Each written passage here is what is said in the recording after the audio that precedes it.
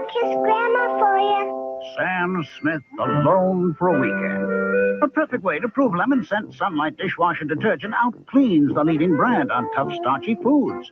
Sam doesn't wash dishes, he lets them sit. By Sunday, he really needs Lemon Sunlight. In tests against the leading brand on tough, starchy foods, Sunlight clean better. Hi, honey.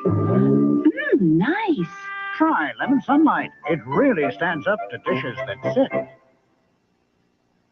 Will everyone in America please rise and repeat after us?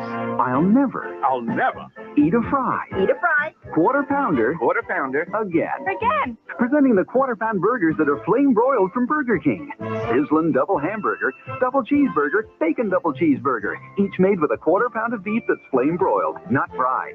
I'll never eat a fried quarter pounder again. The Burger King doubles, and now our national slogan. Aren't you hungry for Burger King now? Dudley Moore and Blake Edwards, the team that gave you 10, You have 2 wives. What happens when they find out? are at it again. It'll work out. Mickey and Maude, rated PG-13, now playing. He has come from a galaxy far beyond our own, and he is about to face the one force in the universe he has yet to experience. Love. John Carpenter's Starman, the science fiction love story, rated PG, now playing. I want $150,000. I want $250,000. I want $365,000 from Publishers Clearinghouse. Now you could win $2 million in the new Publishers Clearinghouse sweepstakes. Your double prize stamp could make it happen for you. $2 million.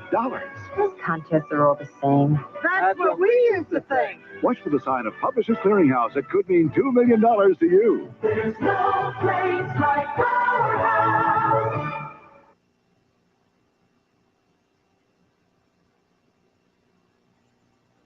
When you need a little lift, but you just can't take a break, chew Wrigley's Spearmint Gum. The cool, refreshing feeling of Wrigley's Spearmint Gum puts a little lift in everything you do. That good, smooth chewing, that crisp, clean taste, that Wrigley's Spearmint pickup is going for you. Wrigley's Spearmint Gum really keeps you humming. Wrigley's Spearmint Gum keeps you humming along. Wrigley's Spearmint Gum really keeps you humming. Wrigley's Spearmint Gum keeps you humming. My husband notices every part of a woman's appearance, mine or anyone else's, and he noticed that Dove made my skin feel softer. We asked women across America to give up their ordinary soap and take the Dove 7-day test. My soap was drying my face, and I didn't realize it. It feels much softer and creamier with Dove. Dove is 1/4 moisturizing cream. It can give you softer, smoother skin in 7 days. After using Dove for 7 days, my skin feels soft, very soft, like a baby's skin. For softer, smoother skin, switch to Dove. You get up in the morning, your eyes irritated, near slits. Now let your eyes wake up to Visine. Visine in the morning relieves, refreshes, soothes those irritated morning eyes.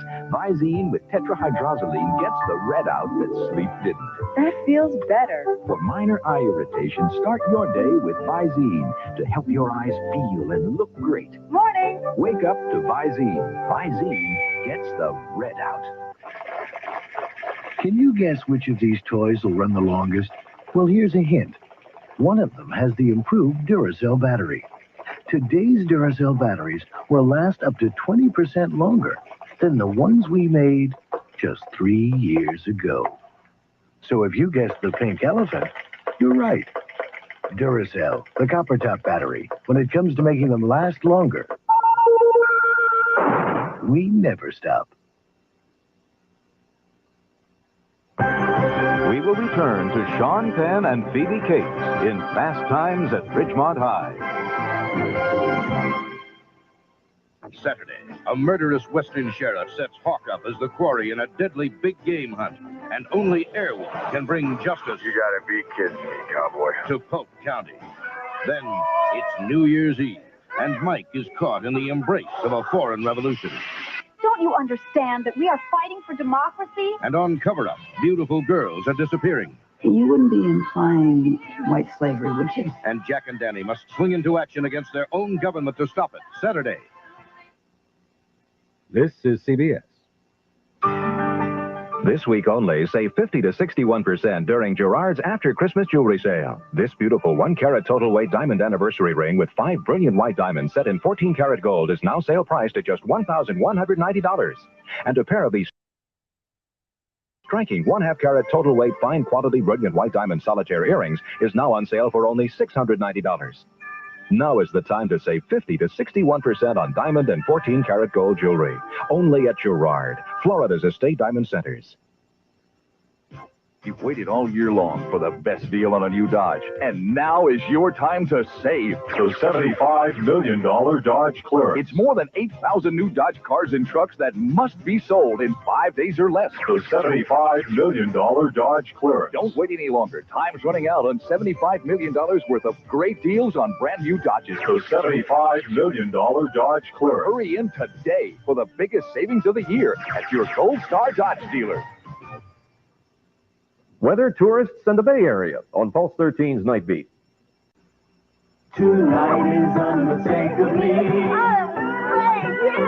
Tonight is unmistakably. Are you guys going to top that? Tonight is unmistakably. Well, we thought we'd take you to our place for dinner.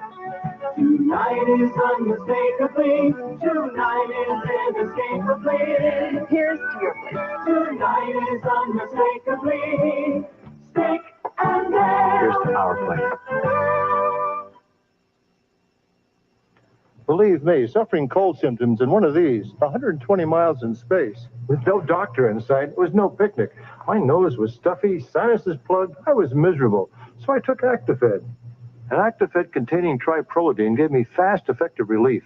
Actifed is the cold tablet that was specified most by doctors for 10 years for relief of nasal congestion, runny nose, and sneezing before being available over the counter. Try Actifed. It's the same strength I used in space. Available to you without a prescription. Staying in shape gives my business career an extra edge. Speed Stick deodorant gives you an edge, too. Speed Stick's the wide stick. Gives you man-size odor protection all day. The wide stick feels good going on, and it takes just a few strokes. It's a great value, too. In this world, a little extra edge is all you need. Let the wide stick give you the edge. Speed Stick deodorant. By men. Something is going to happen. What's going to happen? Something wonderful. 2010. 9, 8, 7, 6, 5, 4, 3, 2. Don't let him stop. 1. Full thrust. 2010. The year we make contact. Rated PG. Now playing. Check newspapers for a theater near you. We will return to Sean Penn and Phoebe Cates in Fast Times at Ridgemont High. Sunday after 60 Minutes. A flamboyant Svengali is murdered before a hypnotized audience. I've got 6 witnesses. And not one of them can tell us what happened. 5 suspects. Here we go. 1 very dead body. Unbelievable. And no case. Who did it? Jose Ferrer, Michelle Phillips, Murray Hamilton, and Elaine Joyce join Angela Lansbury for Murder, She Wrote. Sunday, he's a private eye trying to get his son to follow in his footsteps. Why did my father do this to me? Jack Warden, John Rubenstein. How's it going, son? Crazy like a fox. Good evening from CBS News. This is Newsbreak. El Salvador is finishing the last day of its Christmas ceasefire, and both sides agree the truce is held. A second 3-day truce is set for the New Year's holiday. Starting today, the mail began bringing taxpayers their income tax forms for the year now ending. Most will get refunds. Next week, employers will start withholding slightly less as new tax rates go into effect. Now this.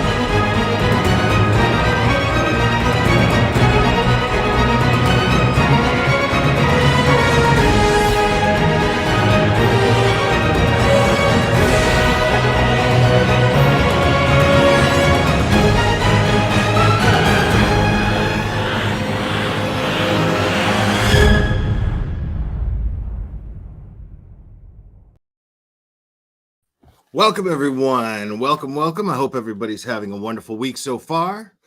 Weekend's almost here, folks. Weekend is almost here. Yeah. So, wow, big news. Alec Murdaugh, guilty. Big shocker there.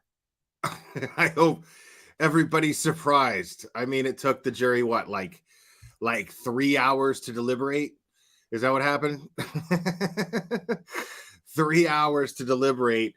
That trial was so long already. I'm familiar with the case more or less. Lot of people dying. Kind of like the Vallow Daybell thing, just without the LDS aspect and the crazy married couple who was convincing everybody that the end of the world was coming and blah blah blah blah blah blah.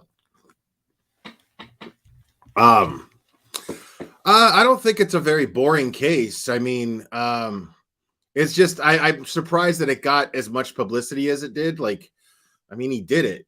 You know what I mean? Like, it's no surprise that he was found guilty at all. But I mean, I see it being very interesting to go over the trial and look at the evidence, and that that's why trials are always interesting, because all the evidence that you didn't have access to as far as the public goes, all that evidence all of a sudden comes into fruition during the trial. So yeah.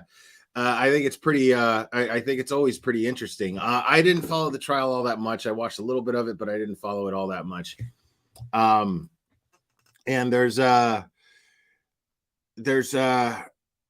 stuff coming up. Okay, other stuff that's coming up, and this is a trial that I've been waiting for a long, long time, and I will be covering it. And I'm hoping that all of you will be interested in watching here. Because I'm sure a lot of people are going to stream this one.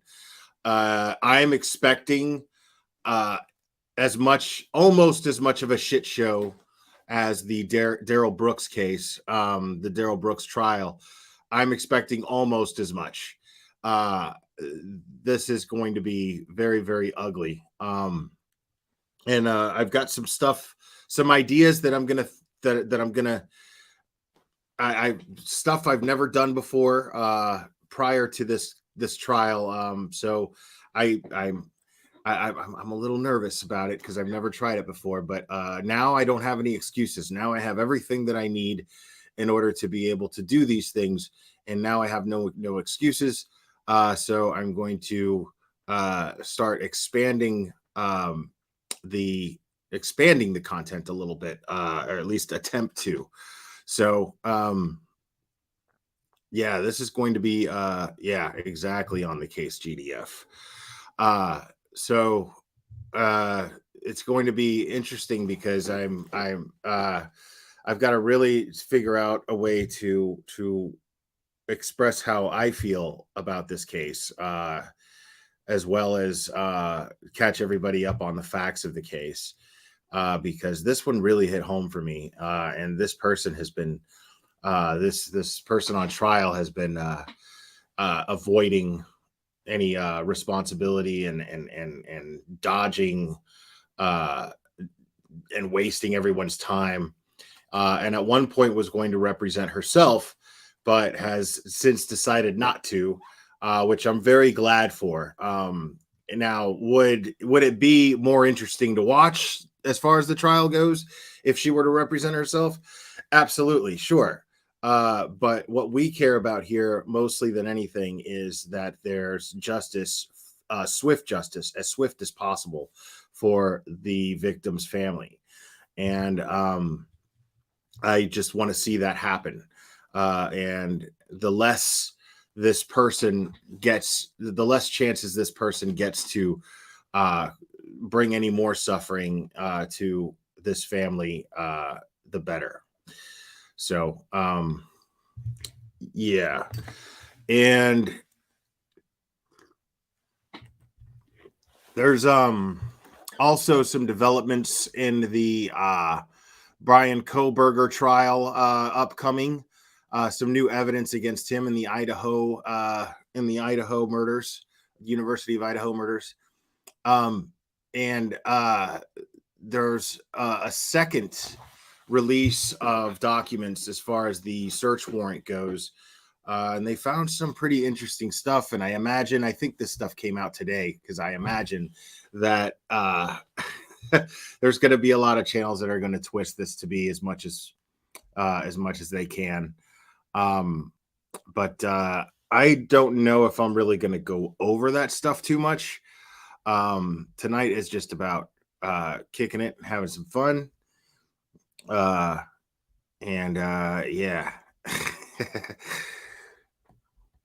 Sorry, I'm just looking over at chat a little bit here, just looking at the chat. Yeah, it's really good to see everybody, man. And I know a lot of people are watching other channels right now because of the Alec Murdaugh verdict. Totally get that. But Betty's been up to some fun stuff as usual. So apparently Betty has told her audience that she was going to work in defense of children. That is totally not true.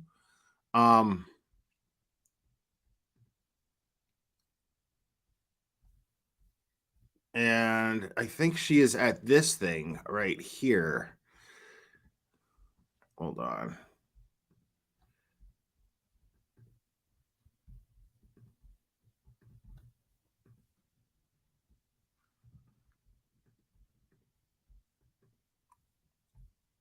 Yeah, so let's see. What's she doing right now? Well, at this point, she's probably getting drunk. Because it's over. Apparently, there was a speech from Candace Owen from 5:35 to 5:55. I mean, this is just a Republican stroke fest here. They even had mass, which is very interesting. Very weird to have a church service, a Catholic church service. Strange. Yeah, man. Crazy stuff. Now,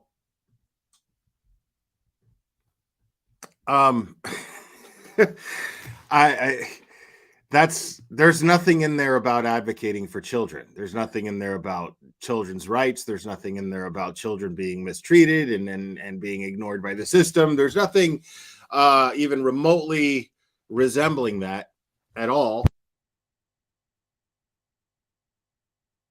And I think that's pretty funny. I think that's real funny. And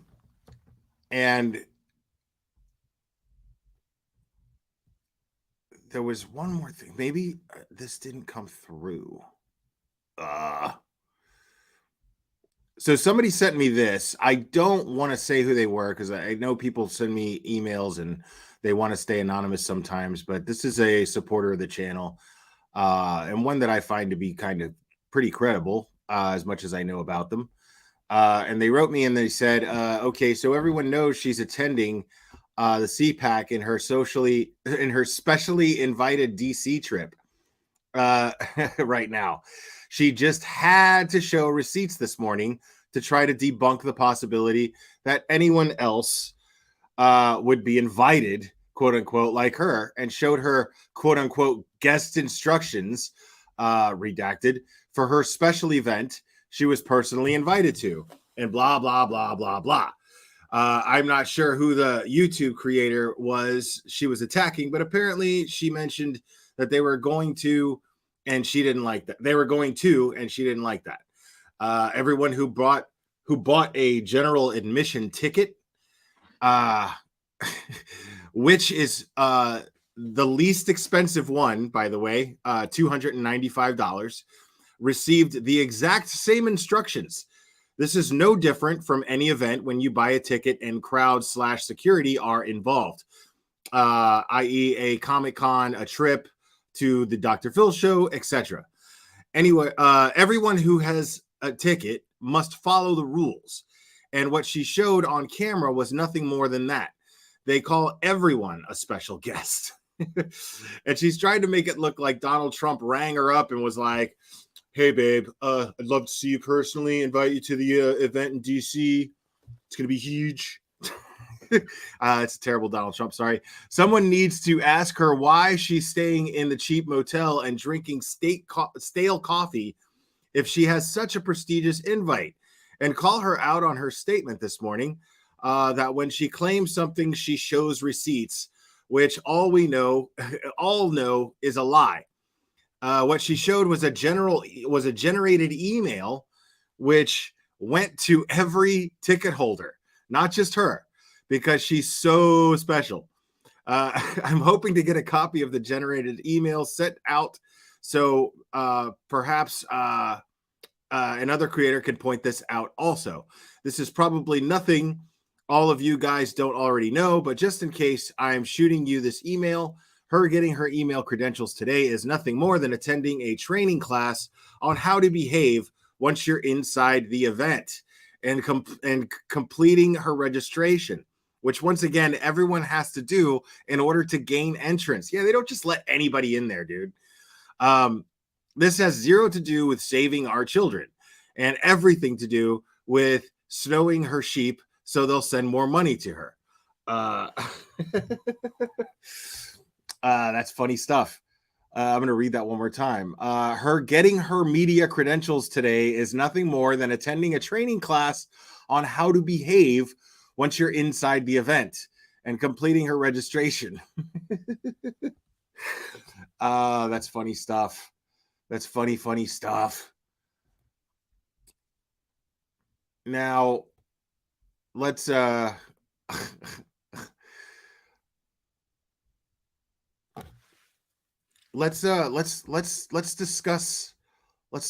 the ride over there a little bit. Actually, before we do that, let's go over because Down the Rabbit Hole News, who's a good friend of the channel, she did something very I'm going to go over Cheesy Wheezy's video. Cheesy Wheezy made a video here, and this one is in regards to and I believe it was Down the Rabbit Hole did this on.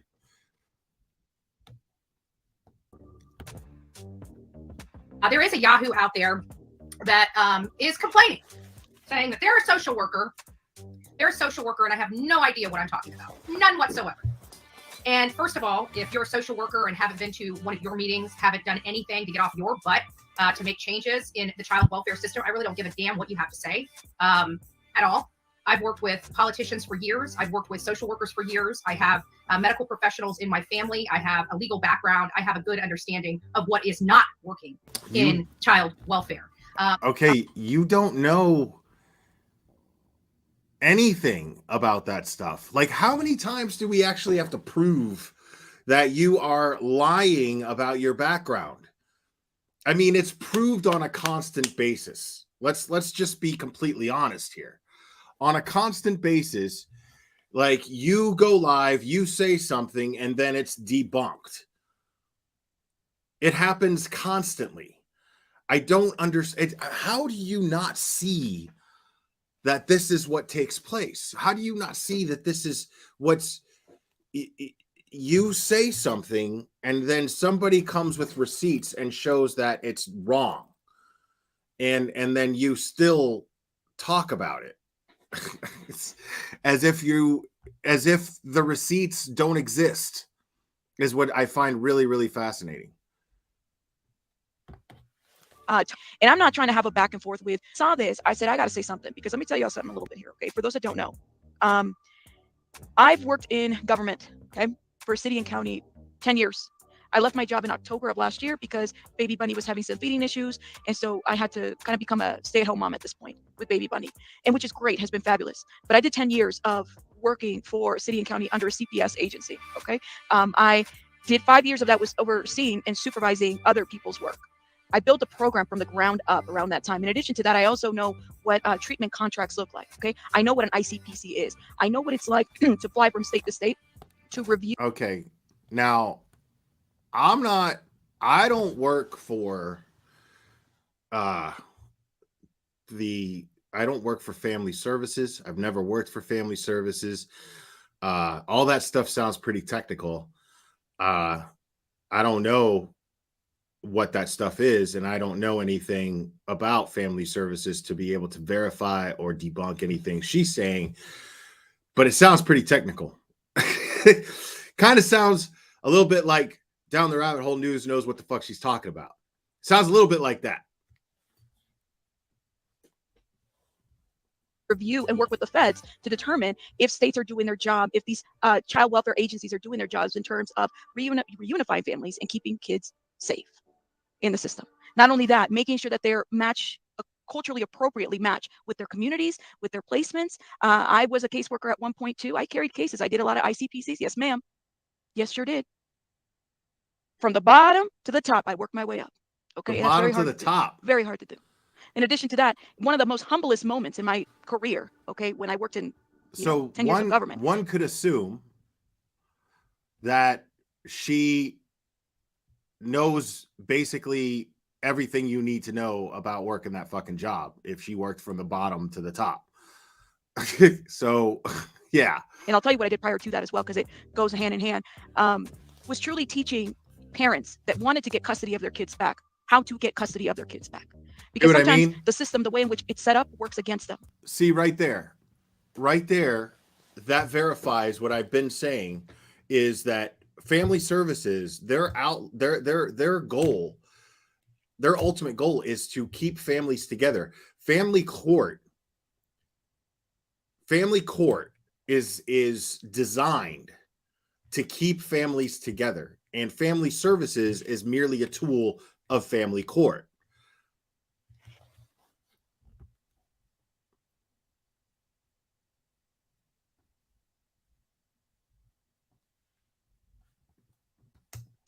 There's always one barrier after another, whether it's financial, mental health, addictions. Sometimes it's not even the parent. Sometimes it's the child being beyond control of the parent. So there are certain factors. So when I saw this fly, something.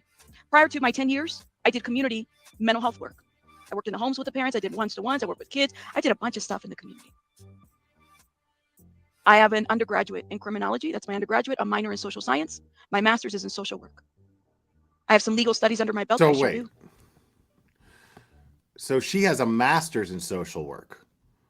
Okay? Like, she has a master's in social work. Now, I'm of the opinion, I like to think that I'm a pretty decent judge of character. And I would think that I don't think that Down the Rabbit Hole News would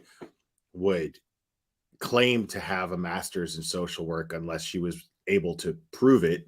Now, I don't need her to prove it. I believe her. You know why? Because her credibility is solid as far as I'm concerned. So to me, it's just very funny how this usually works out, because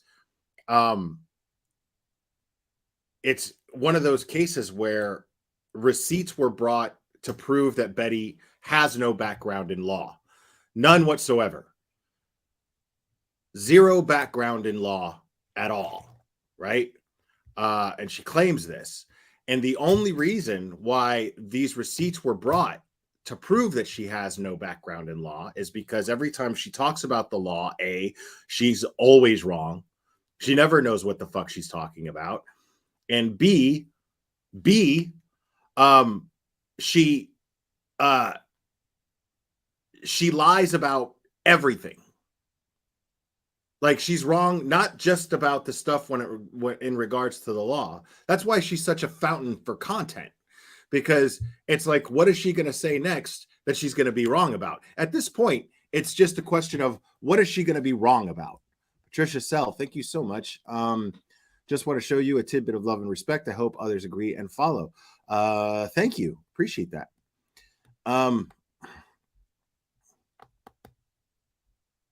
Infamous truth teller. Okay.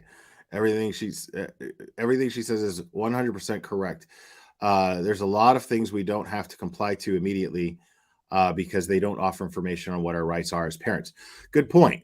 Excellent point. That being said, though, doesn't mean I know shit about the system. System changes every time. State to state, it's always different. What falls under the state that I live may not fall under the state that you all live in. Right. I'm not advocating just for more money to be flooded into the system. I'm advocating for true changes in the system that has not been updated since 1965. So, little girl, sit down.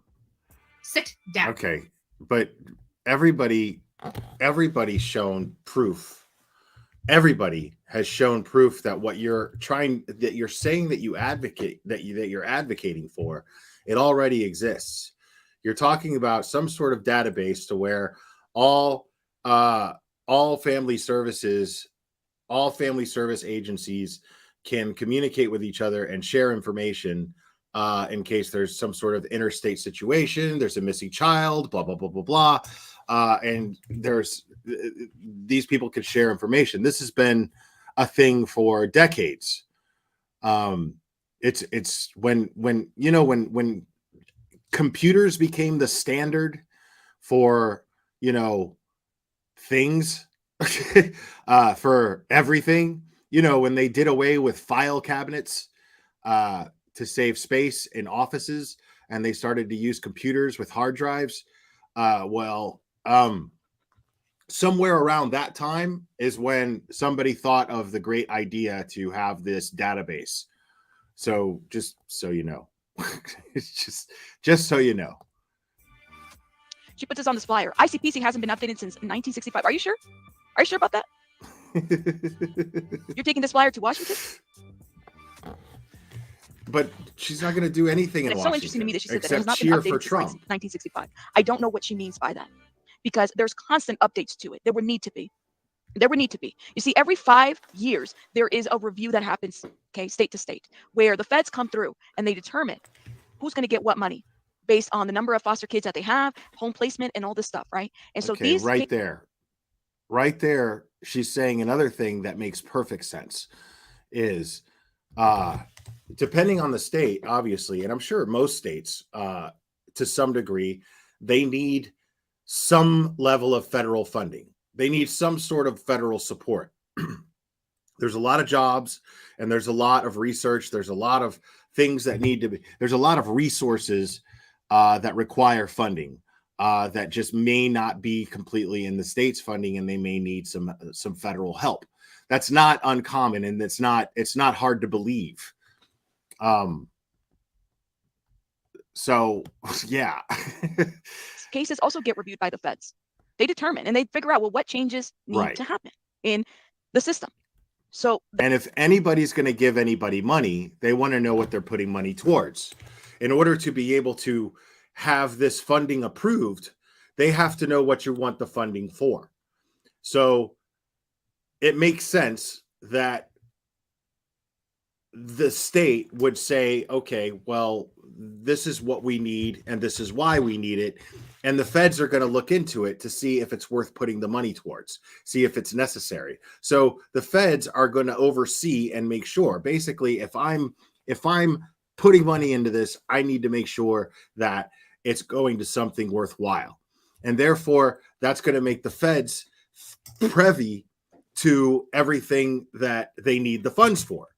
Obviously, they want to know what they're buying. So they have to approve of it. It has to be approved. It has to be analyzed and approved. That's misinformation right there as you're presenting it. And I bet you, if half of my audience here didn't even know what an ICPC was, I bet you anything that half of your audience does not know what an ICPC is. You probably need to not abbreviate it and spell it out. I don't know what that is. Spell it out and explain it to people. Because otherwise you're just spewing misinformation. It don't make no sense.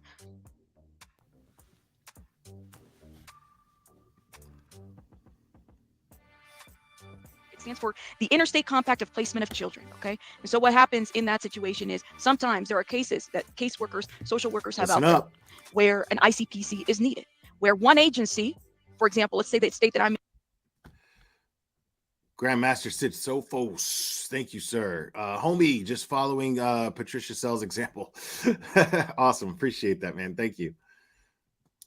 In this agency plans to work with another agency. There's a child. Maybe they've identified a great caretaker in the state. I'm just going to use Arizona for an example. Right. Like you think about that for a second. You think that there's not a case where a federal jurisdiction would take over, would have some sort of jurisdiction over it. You're going to tell me that there's not some case where just like any crime case, like a murder case, right?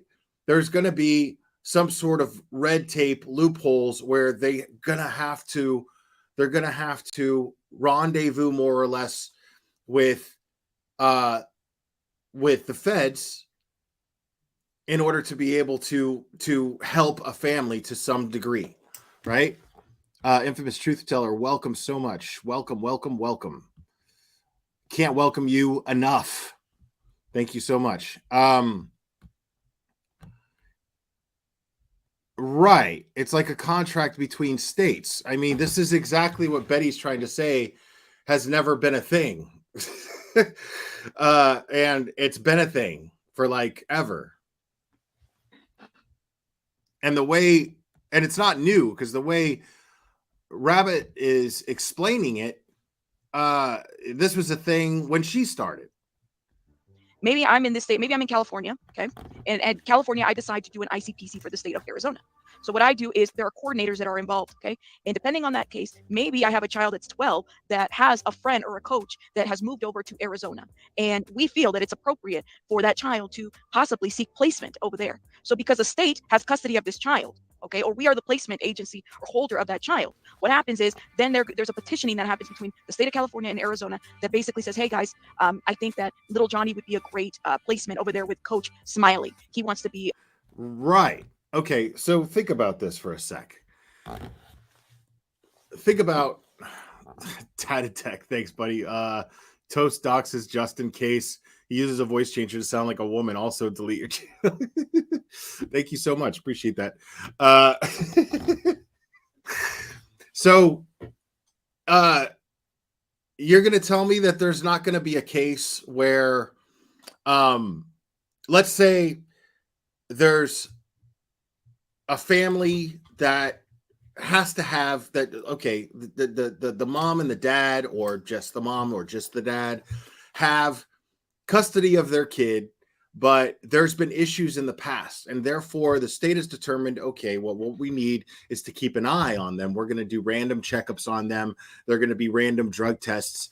Now, these people aren't prisoner. They're free to roam the country if they want to. They're free as long as they provide a stable environment for their child. So if they want to move to Arizona, they're going to move to Arizona. Now, do you think all of a sudden, just because they move from California to Arizona, now the California stipulations are null and void? That's all you have to do? So you don't have to, you know what I mean? The state of California has ordered you as a parent to take random drug tests, to have certain a social worker drop by, do a checkup on the kids, to do a wellness check on the kids, make sure everybody's okay. And then all of a sudden what happens is you get to move to Arizona, and that's null and void. All good. You're done. Fresh start in Arizona. No. They're going to work with Arizona. They're going to transfer all of the information over to whatever jurisdiction that lies under, and they're going to talk to somebody, and they're going to transfer all that information and say, you're going to need to do this many checkups, this is what we determined. And then they're going to have to attend family court there, more than likely. And then once they attend family court in Arizona, the judge is going to determine whether or not the same things apply. You don't get to just pick up and leave because you have to take random drug tests. No, you're going to have to continue to those random drug tests more than likely in another state. Obviously, in order for those two states to work, there has to be some sort of federal middleman to some degree. Not necessarily they have to go through the federal government necessarily, but there has to be some sort of federal paperwork that's filed. I would assume, I don't know, but I would assume that there has to be some sort of federal paperwork that's filed where there's some sort of interchanging of state policy and state laws. And now that parent is subject to those state laws because they live there now. I mean, it makes perfect sense to me. You don't get to just all of a sudden, oh shit, I don't like that I have a social worker dropping in on me randomly whenever they feel like it, and then they could pop a drug test on me. So you know what? I'm going to move into my mom's basement in Arizona. Fuck California. It doesn't work that way. Like, of course, you need some sort of interaction between the states. The fact that she's acting like this doesn't exist is insane. It's hilarious. It's laughable. Be a part of Johnny's life. Can we work together? Okay. And make this happen. There's criteria that happens within the state, within that agency that would need to be met in order to make that happen. There might be background checks. There might be home studies that get done. I might have to fly out to Arizona to determine if Coach Smiley has a good house, a good placement for little Johnny and is able to meet his needs and is both culturally appropriate and there isn't going to be any barriers. And maybe that might be a potential. The state of Arizona also has to do its due diligence to determine, okay, little Johnny, what are little Johnny's needs that we are going to have to meet here in our state? Do we have everything? Not only that, is Coach Smiley right up to par where he needs to be at? Can there, like, what financial help is going to be needed? Crazy. Sounds kind of like everything that I just explained. That's kind of what the gist of an interstate compact is. And it's so. And one thing you really don't want to do is start poo-pooing on my side of the street. You can stay on your side of the street, don't know who you are, but when you come after me, you better pack a lunch. See, she gets real catty when it comes to like women talking about her. Like she has a real hard time when a woman basically, because obviously this is some reaction because she got butthurt that she ended up, that Rabbit was on panel with Toast and debunking yet even more of her bullshit. So Rabbit goes on Toast channel and just debunks everything. And then this like enrages her. It pisses her off to no end. Little girl. 2000. Everything, little girl. 2019. Don't quote me. I think it was either 18 or 19. Okay. Then President Trump. She seems to feel threatened by like every woman. Like she either doesn't talk about the male creators that talk about her, or she kisses up to male creators. Not the ones necessarily that talk about her, but any of them that mention anything and say anything positive about her. That's what happened with Dolly. Dolly said something nice about her on her channel, and then she got all flustered and then fucking latched onto his ass. And now fucking her and Dolly are the human centipede, and she's in the back. So this is what she always seems to do. She seems to like really like feel threatened by women on a constant basis. It's really, really strange. Signed the Families First Prevention Services Act. I like I said, I don't want to make this political. I didn't vote for Trump, but I'm pretty sure that Bullhorn Betty did. Okay, so you would know that what he signed was an initiative to keep kids in the community and safer and sanction some of these social services agencies. You would know that. So, for example, if a kiddo is beyond control of the parent and says, the kid is out of the control, whatever, we're going to put him in a treatment plan and put him in a treatment placement, right? The people that are providing him treatment would need to be licensed. A foster home might need to be licensed. A therapeutic foster home might need to be licensed. These are some of the reforms that he made because he wanted to make sure that those kids that were in the system did not grow up in the system. He wanted to put tighter strains to the situation where not everybody can become a foster parent. Not everyone can become a therapist. Not everyone, these were measures that he put in place to ensure. So I honestly struggle with the sentence, kids are dying at the hands of their parents. Because the system is not made to raise kids. Do you want to break down? The system is not supposed to raise kids. Right, exactly. The system is not supposed to raise kids. The system is designed to keep families together. That's what family services is for. It's a service of providing for a family, not providing financial support for a family necessarily, but providing support for that family in the sense of we want to keep your family together. We want your family to work. We want your family to be able to be healthy and happy.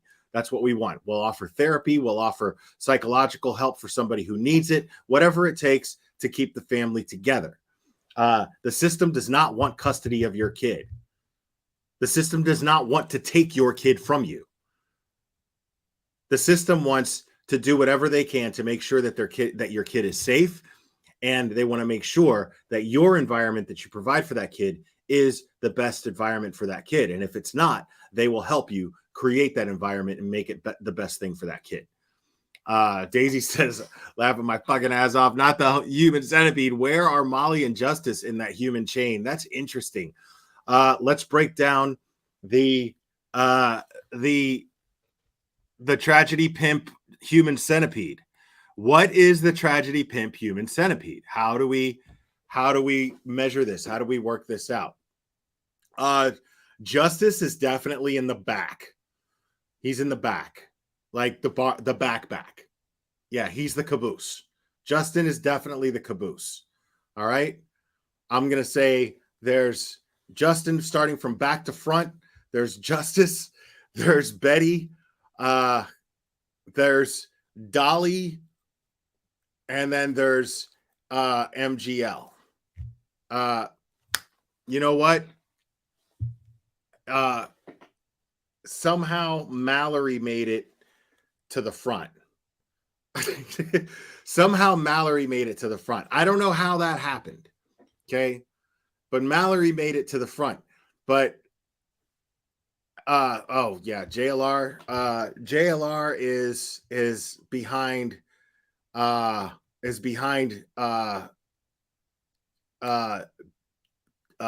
Molly. JLR is behind Molly in the human centipede for sure. Most definitely. JLR is behind Molly, but Mallory somehow made it in front of Molly. That happened in some weird way. I guess that happened in the car ride, one of the car rides. But for some reason, Molly's lips are sewn onto Mallory's starfish. Just sewn onto it. Just saying. Okay. Social workers aren't supposed to raise kids. Get some feedback. Not only that, note that the president that you voted for, Trump, wants to keep kids home with their parents. Shit happens. It does. It does. It's not all black and white.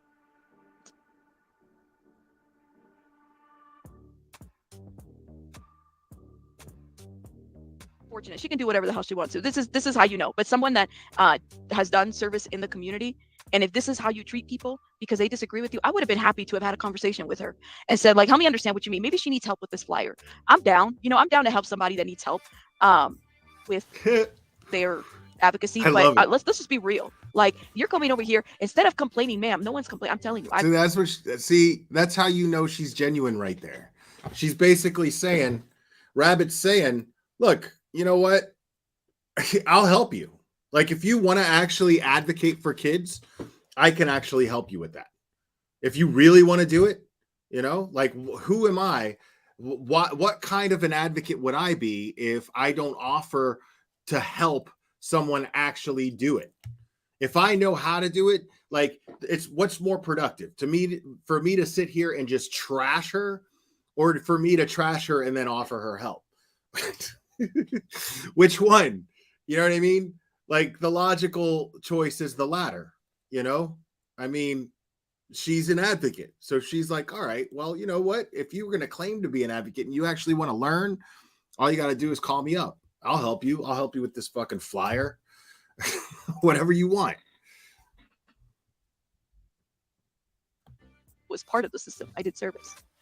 This right here doesn't work that way. You're confusing the two. I don't think she knows how to take feedback. Do you think she would take this feedback okay? Let me know in the chat. I mean, I'm trying to be nice. I'm a nice rabbit. You know what? We're nice over here. I mean, she is. She's being straightforward, but she is being nice. She hasn't insulted her yet. All she did was provide information. That's all she did. Perfectly. Yeah.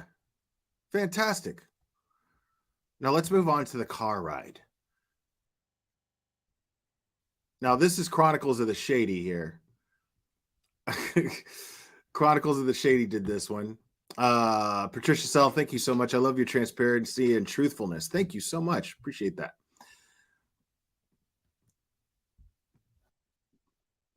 The car, because the car is going to be driving, at least 13 or 14 hours later today. Wow. Okay. So 13 or 14 hours of you putting yourself and other people in danger, kind of like when you got God knows how many fucking DUIs. I can't really read the chat because I'm driving. I'm driving on the interstate. I'm already on 95. I'm already in Georgia. And we're going to make our way to DC. Good morning, Nikki. Nice to see you. Tricia, Sonia, nice to see you bright and early here this morning. Not a whole lot going on. Miss Lee, Norma, it's nice to see you guys here this morning. I'm going to do what I'm going to do, whether you like it or not. I'm hands-free. I'm not even touching my phone. Both hands are on the wheel. I'm not sure how it's dangerous to talk while driving when my eyes are straight ahead and my phone is literally right here in my view. She has her hands on the wheel. Exactly. This is Chronicles of the Shady. Okay, thank you, Hackup, for putting that. We need you in Alabama. No, we don't. To go against the jail. What's going on in Alabama, Undercover Mermaid? I'm not even in Alabama. We don't need you. Hey, Okie, I'm on the road. It says I am to get in around between 4:30 and 5 o'clock today is when I should be arriving in DC. Good morning, CZT. Nice to see you all. Lord. Let me see if I can, I don't know how well this will work, but let me see if I can, let me invite people on here. Wow. Oh, here it is. Wow. Let me see if I can post this and maybe. Patricia, I'm staying the course. Thanks, Grandmaster. If you guys would like to pop on and, I can't even post in the chat, can I? Hold on. Wow. Let me listen to this.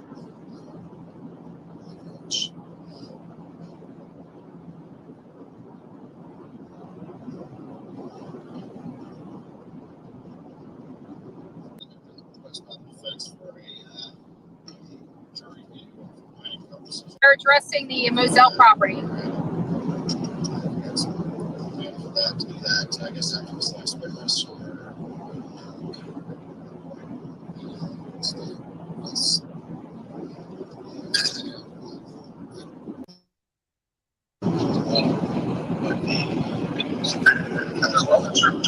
What in the fuck are you doing? What? Yo.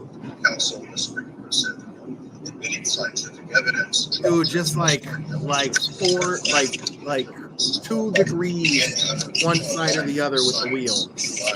And she could kill people.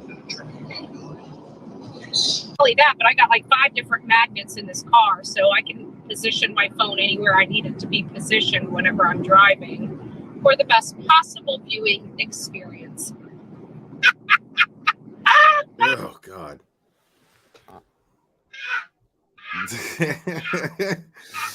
Chronicles saved me from doing it. Chronicles saved me from doing it. What the fuck is wrong with you?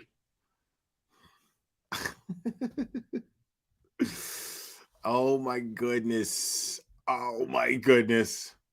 Okay.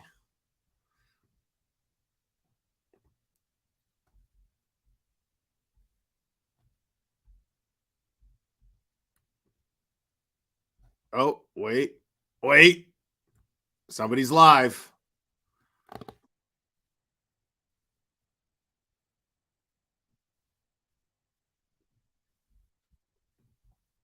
Wrong, I almost wanted that because Luke, thank you so much. The fucking computer. Does she think she's a cop? Exactly. Thank you. Over money. I remember growing up, and I remember everybody always saying, I'll do anything for my family. I'll do anything for my kids. I'd walk on water. I'd do this. I'd do that. But you never hear parents saying, I would be willing to lose everything I've got for my kids. There are a few that say it. There are a few that say it. What?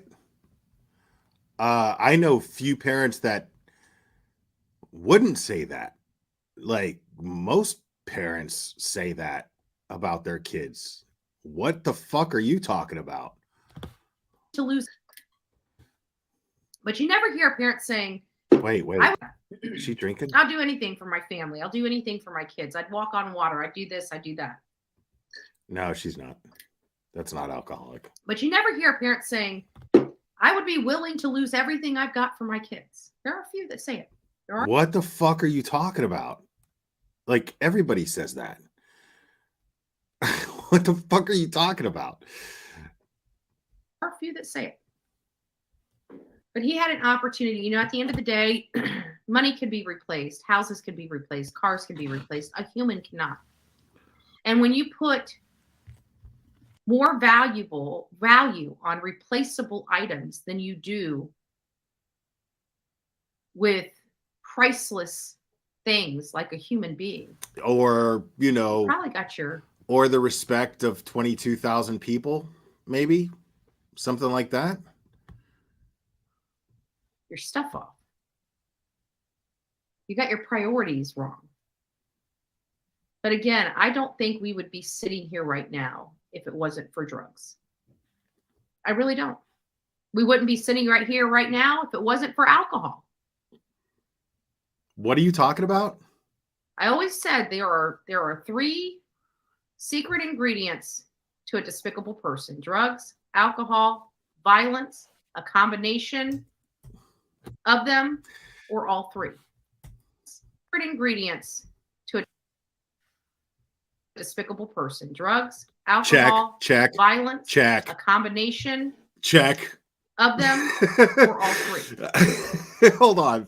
There was no proof One that more he was time. violent. Them, alcohol, secret ingredients to a despicable person: drugs, Check, alcohol, check, violence, check, a combination check of them, yes, or all 3. yes, Betty. There was no proof that he was violent. Them. There are 3 secret ingredients to a despicable person: drugs, alcohol, Betty, violence, Betty, a combination Betty of them, or all 3. Betty. There was no proof that he was violent to All his those son things. or his wife, but we did hear, jury didn't hear it, but we've heard of Alec having a mistress, and we heard that Alec's mistress was abused by him.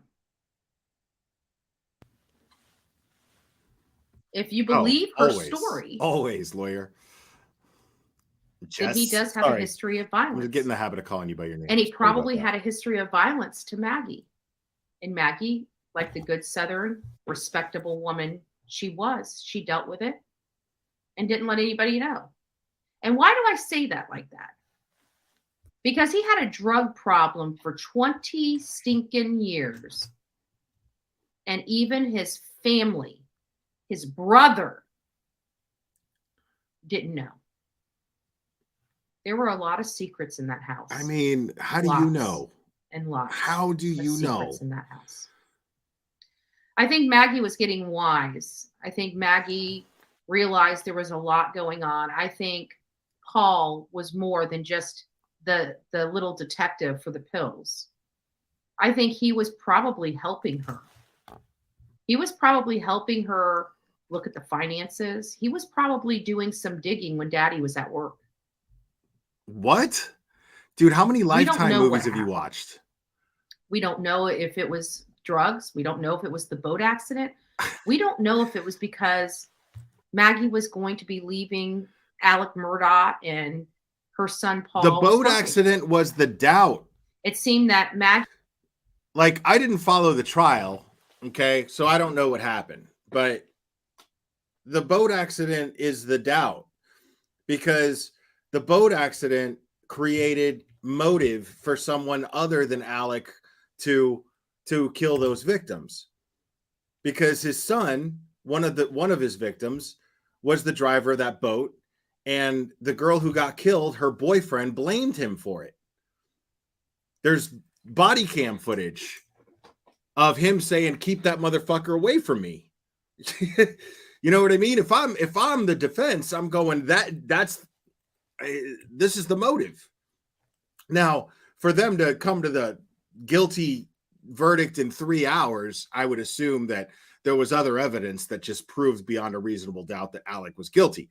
What I'm saying is, you know, that was the doubt right there.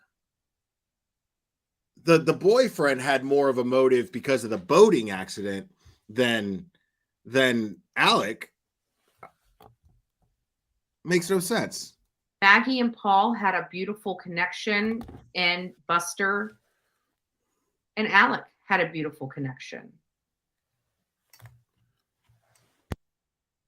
But it broke my heart listening to the closing arguments of Mr. Waters talking about how she was running for her baby.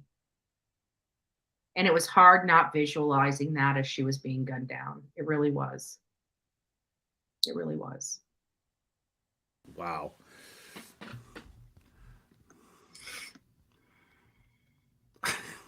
It's sad. It's just Look at sad. that face, y'all. Drink it in. But you know what's even worse?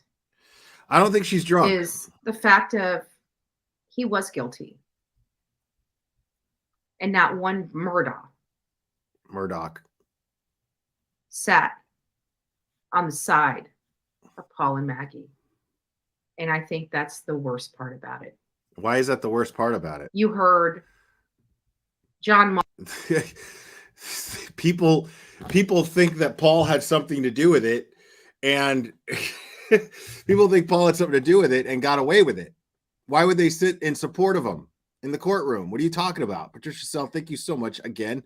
Thank you for exposing BHB. Hopefully others will follow with making a small contribution. Oh, they don't have to. I'm grateful for anybody who does this, but yeah, there's no pressure to do that. I'm just grateful for whatever you guys do. I'm still weird about taking money. I don't I never know how to really like handle it. It's really awkward for me still, but I'm just grateful for it. So thank you. Marvin crying on the stands about talking about a special connection with Paul Murdaugh. Yet he sat on his brother's side of the aisle. Murdaugh. The murderer. The murderer.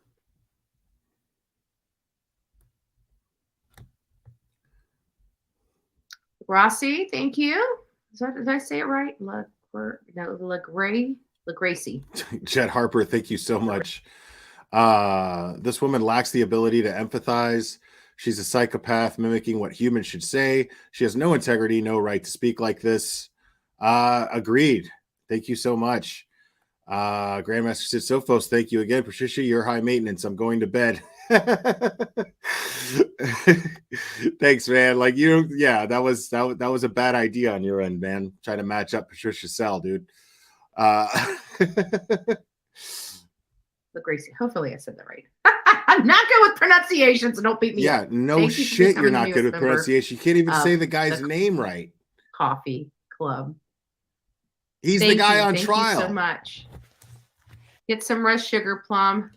You work so P, hard. welcome. I know. I'm exhausted today. I'm exhausted. I need a hot shower. I got some tea. I still have some fish tacos left over from lunch. It's been sitting in the refrigerator. And I'm exhausted. So I want to take a nice hot shower and call it a day. We will do normal coffee. I know you were around all those racists today.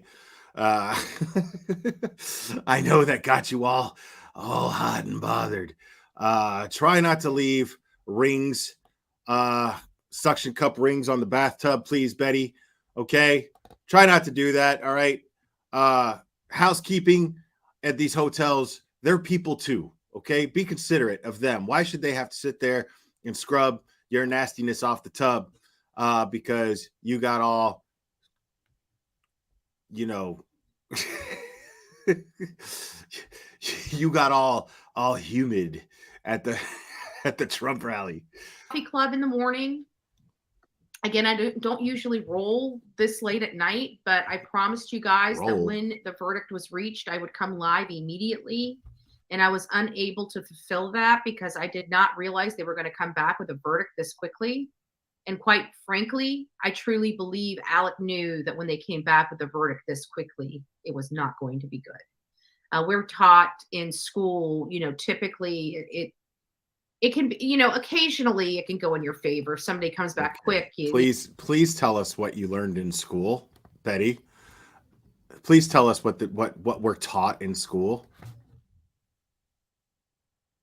That because I did not realize they were going to come back with a verdict this quickly. And quite frankly, I truly believe Alec knew that when they came back with a verdict this quickly, it was not going to be good. Yeah, everyone knew taught that. In school. Everyone knew. Typically, it can be, occasionally it can go in your favor. If somebody comes back quick, not guilty, blah, blah, blah. But in a case like this, that there was 6 weeks of testimony and it only took them, less than 4 hours to come back with a verdict. I can tell you in my experience, that's never good for the defendant. What is your experience exactly?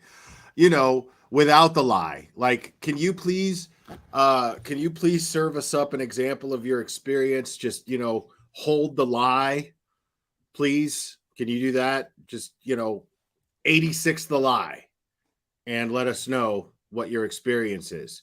And you could say, and I guess that would be I watched an episode of Law and Order while I was looking at my phone and didn't pay any attention to it. Burger. That's what that would be. A plain old, I've never fucking taken a class and paid attention in my life. And I've never even seen the inside of a classroom that taught law. Burger. That's what that is. Okay. Yeah.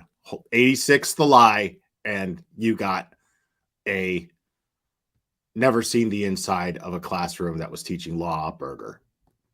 It really just isn't.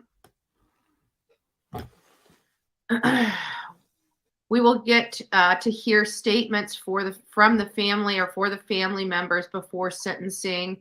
I feel so horrible for Maggie's sister and Buster. Yeah, I do too. At the end of the day, my position on Buster has changed quite drastically since this case started. I felt really bad for Buster, and then I started seeing his behavior. But then I have to realize, he's been lied to and conned by his own father as well. And God knows what his father told him. God knows. Do I think Buster would have been acting out in court like he had? No, I don't. But that's his dad. And he woke up having a seemingly normal life. He had everything that you could imagine, and literally like that, his whole world come crumbling down just that quick. Yeah, I'm really sorry about that. Psycho Cunt says, don't give her a hard time. She hiked over ravines with snakes and fire ants all day to find JJ. Yeah, and she fell victim to hitchhikers and stickers on her yoga pants that she decided to hike in and search for a missing child in. Just,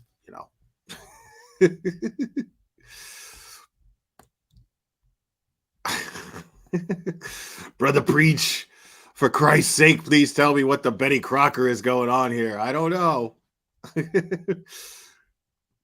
He went from having a mom, a brother, a father, wanting for absolutely nothing, to literally having his entire family wiped off the face of the earth. And what do I mean by that? Mom and brother gone, will never return. Father in jail. He most likely for the rest of his life. Why did they take the death penalty off? I saw Amy's questioning here. Why would they found take the guilty death of penalty murder? off Yeah, he's not coming. He's not seeing the light of day. Thank you so much, Jen 417. I used to help select juries for a prosecutor. Betty is full of BS. You guys know yes, we know. Penalty. Yes, thank you so much. Believe in it. I absolutely think that Ask Just ask lawyer Mystery Alec Maven. I believe that it should be on the table. Why it's not, I don't know. Maybe it could be extenuating circumstances. Maybe it could be because of the pool the Murdaughs have in that community. Maybe it could be a number of things why it was taken off the table. But it's taken off the table. He's going to be another mouth we have to feed for the rest of his life. Okay. He's going to be another person we have to worry about. Thank you, Jet Harper. Her psychopathy test for her psychopathy test just for fun. Oh yeah, Brother Preach. This is what she does. More security, he's gonna have a rough life too. And that's kind of why I feel a little bad for him, is because he went from having this posh lifestyle, driving around in new Suburbans, having two huge houses. Sorry, but someone correct me if I'm wrong, but it costs more money to keep someone on death row than it does to keep them in prison. So she doesn't know what the fuck she's talking about. Houses, multi-million-dollar houses, making over $1 million every single year. And he's literally no different than the thug that was selling the crack on the side of the road. He's going to be in there right next to him. That's got to be a hard pill to swallow. And he's going to be in there most likely for the rest of his life. And he can sit there and remember that. He's probably going to be the thug who was caught selling crack on the side of the road. He's probably going to be his girlfriend. So want to have his brain at this moment, closing his eyes every night and seeing that graphic visuals of what he did to his wife and son. And I also want to say this too. God bless those jurors. God bless those jurors. Those jurors had to see stuff we were not allowed to see due to the graphic and disturbing nature. You know why they don't show us that stuff? And not only. You know why they don't show us that stuff, Betty? Because we don't need to see it. Okay? That's why there's 12 jurors. Okay? The jury needs to see that. We don't need to see it. Why you feel like you need to see it is beyond me, but you don't need to see that. The person, their rights are being met. They're subject to a fair trial with a jury of their peers, and that jury of their peers are the only people that need to see that evidence. You don't need to see it. I don't need to see it. Normal people have no interest in seeing that. I don't need to see a bunch of dead bodies. Now, if that person's life was in my hands and I was on that jury pool, then yes, I would need to see that. But since I'm not, thank goodness, I have no desire whatsoever. I don't want to be on a jury. See, this is somebody who wants to be on a jury because they want to somehow be involved more. And this is the kind of person that gets bumped off of the jury right off the bat. Right off the bat, when they're doing jury selection, they could smell somebody like her coming a mile away, and either the prosecutor or the defense is going to be like, she wants to be on this jury. Get her the fuck out of here. We don't want this psycho on the jury. This is not good. Not only did they have to look at that, they had to continue to look at it while somebody is pointing out every little thing on a dead body. A woman that has a gaping hole in the back of her head, a boy that has brains laying at his ankles. They had to look at that. We were spared as the public. We were spared from that graphic scene. Do you think those jurors we get weren't counseling spared when they're done being a juror on the stand? Saying that we were spared, no, that a judge fully understands that there's no need to show the public that, because most people don't want to see that. So they didn't make this decision like, oh my God, we're going to spare you. That no, like, it's just common sense that nobody would want to see that. And that's why only the jury saw it, because it's disrespectful to the families. The families were spared of that. The family members and the loved ones of these people were spared of that. That's why it wasn't shown. It was only shown to the jury out of respect for the family. That's common practice. Simple.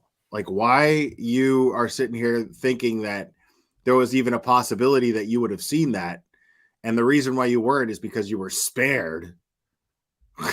It's ridiculous. I can't even imagine the nightmares those jurors had working through this case all these weeks. I would have never wanted to be one of those jurors. Never, ever, ever. I call would want to bullshit. be one of those jurors. But again, guys, this is our justice system. This is how it works. And again, I'm going to profess, while it's not perfect, it does work. Yeah. It does work. Yeah, and it works even better when idiots like you don't interfere with the cases. It's a novel thought. They gave him more benefit than any of us. Had it been any one of us, we would have been arrested long before Alec Murdaugh was arrested. You know it. I know it. His name was powerful. They had to dot their I's and cross their T's. I truly believed Alec was guilty. And the reason why I believe he was guilty is and the same with Leilani. The reason why I knew she was guilty before I even stepped out there was because she lied. People that are truly trying to help their loved one, especially in a murder or a disappearance, have no reason to lie. I'm sorry. No, that's not why you went out there. That was the excuse you used to have content. That was the excuse you used to go out there and cause a scene and get it captured on a live stream for content. You didn't give a shit about the fact that she lied. And as a matter of fact, you didn't give a shit about the fact that she lied because you were criticizing law enforcement and how they were doing their job as if they weren't doing a good enough job for you. You still trashed Chief Hadley. You still trashed everyone under his command. And we're talking about, while you were criticizing them about not arresting her, and you think somebody like you who claims to know so much about the law because of your experience in the law, somebody like you thinks that just knowing that Leilani is full of shit and just knowing that Leilani is responsible for the death of her son is enough to convict, when it's not. Evidence, an airtight case has to be built. They happen to know through their investigation tactics, their investigation led them to that landfill. And because their investigation led them to that landfill, they had a team of very, very experienced investigators in hazmat suits digging through 2 million pounds of refuse in order to make sure that the person you were yelling about that wasn't in jail yet, to make sure that that person gets convicted beyond a reasonable doubt and they never see the light of day again. Now, if you had your way and they arrested when you said so, well, then the defense would have been able to have the case probably thrown out. And then your antics would have been what was responsible for this person getting away with murdering her infant child.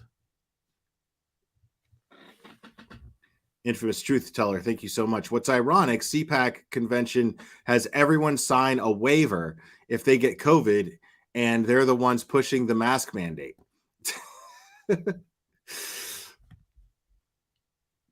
That's funny. Thank you. Yeah, this woman has no idea how the law works. I don't care if you had a crack pipe in your mouth. You tell them you did. They are not the drug police. They are the murder police.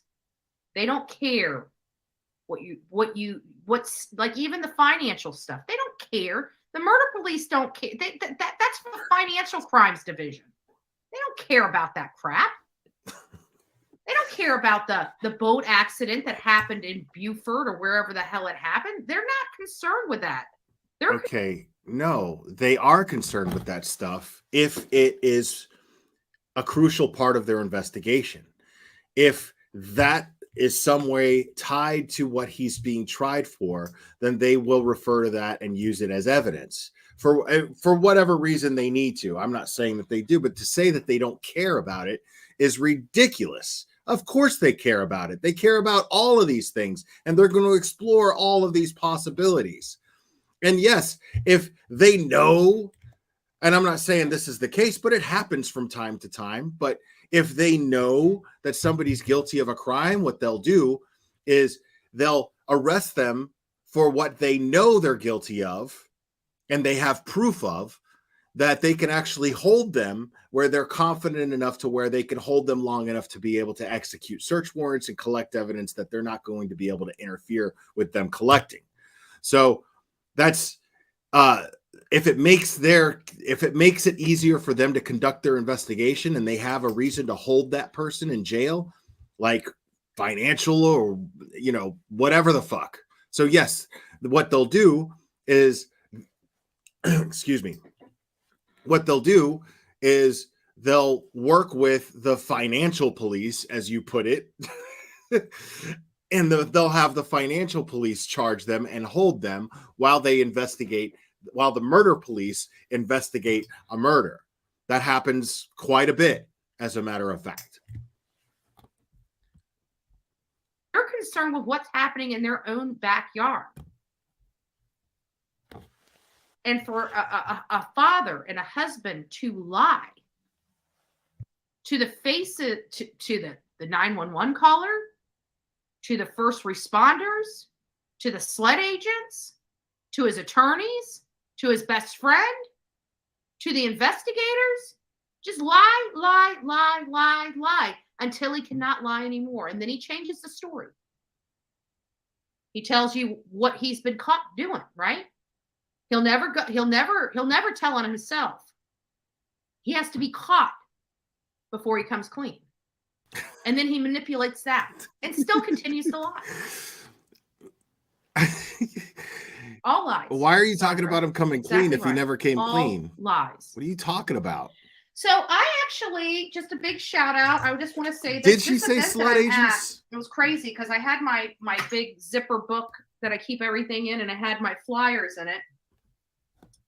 And it was getting so heavy walking around, I had to finally take it back out. What's she gonna do when that 1990 printer takes a shit? So I came back in, and I was walking around, and of course I see somebody I knew, and I got a picture, and I got a video with them, and so this kid, this really nice kid, comes up and says, "Hey, you're Bullhorn Betty." Yeah, I'm Bullhorn Betty. He's like, "I've been watching you. I've been watching you since Kylie Rodney." My mom thinks you're a jackass. Nice guy. So big shout out to Sean. Thank you for coming up and saying hi. I bet we're getting half the story there. Bullhorn Betty channel. And I love the fact that I ran into you. So thank you so much. Kid's probably got a TikTok and he's probably like, "Oh, I ran into this fucking psycho asshole." So much for stopping me. For stopping me and giving me your card. I really do appreciate it. So just a big shout out. Love it. And we have a fan here. I thought I was going to get some haters, but no, we got a fan. We got a fan. Hey, it's a good day. Why would you think you're going to get haters? Oh, because you're an Elfin, asshole who deserves so much. haters? Yeah, it's been hard. You guys can imagine, these These days have, I usually work 2 hours on YouTube, and I do some researching throughout the day and do some of my own personal stuff that I've got to get done. But these 28 days have been rough, but we stayed focused. I think the entire Notice trial, that she I think we measures missed that 2 by days, maybe? YouTube. Like, there's 2 things that she could be referring to 28 days by measuring time by every 28 days in 28-day periods. Okay. One of them would be exactly that, a period. I don't think that's what she's talking about. The other would be how YouTube determines how much money you've made in one particular period of time. That's how YouTube measures it. When a YouTube creator goes into their analytics and checks, it says last 28 days, this is how much money you've generated, or how many subscribers you've gained, or whatever. So I find it funny. I think it's very telling that her going these last 28 days were rough means that's how it's how she's measuring her income. And I think there were only half days because the computer wasn't working when I was out. I had to come home and get it started. So I really am. I'm just really blessed that we had an opportunity to watch this and see this case through. This was a really interesting You didn't case. watch So it was a it, very though. complex case, and You didn't watch it though. You put your fucking computer streaming it all day long while you went out and did other shit. You didn't actually pay attention to the trial at all. You haven't actually given any insight on testimony. You haven't given any insight on arguments. You just said that was a closing argument. You didn't give any insight on anything that was telling or not telling or anything of that nature. You have absolutely no frame of reference on what you were streaming, which is really, really funny. kudos to the jurors. Kudos to the jurors. I can't tell you that enough. The stuff that they had to endure this 28 days, the stuff they had to witness and watch. And again, you're talking about some graphic photos. So graphic that they wouldn't even show the audience out there in the public. They had to cover their screen. The audience couldn't even see it. They're all adults. They weren't letting children in that courtroom. Those were all adults. Duh. And the stuff was too graphic for the adults to see. When do they let children in the courtroom? When does that happen?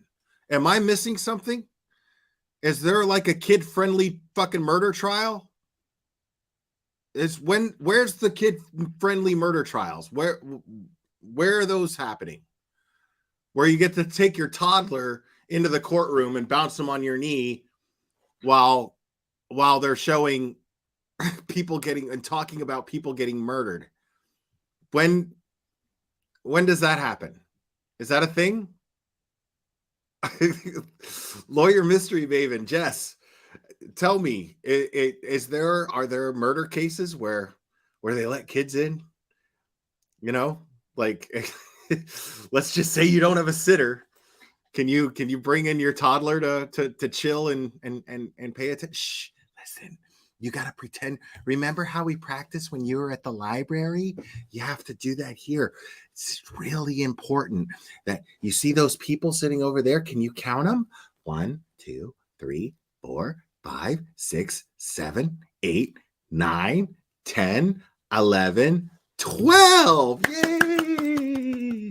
Now, see, those people have to listen to that guy over there. He's called the prosecutor.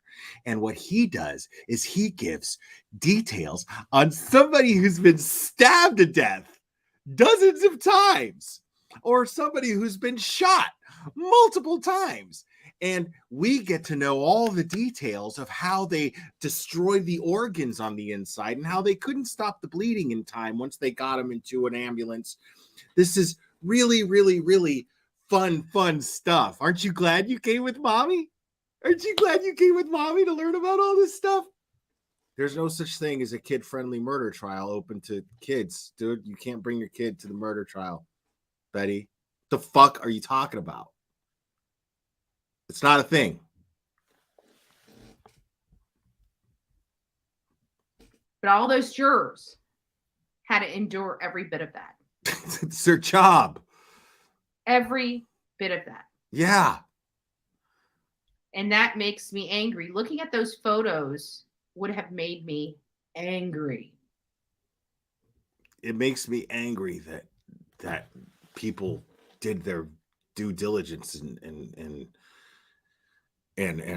did their civic duty as citizens. It makes me really angry that you know, they had to see evidence to convict a murderer. It makes me so angry that the justice system and due process worked in the favor of the people. Crazy. I'm just infuriating. Man, I really wish that it was just up to that judge to just guilty. But you can tell the judge understood their verdict.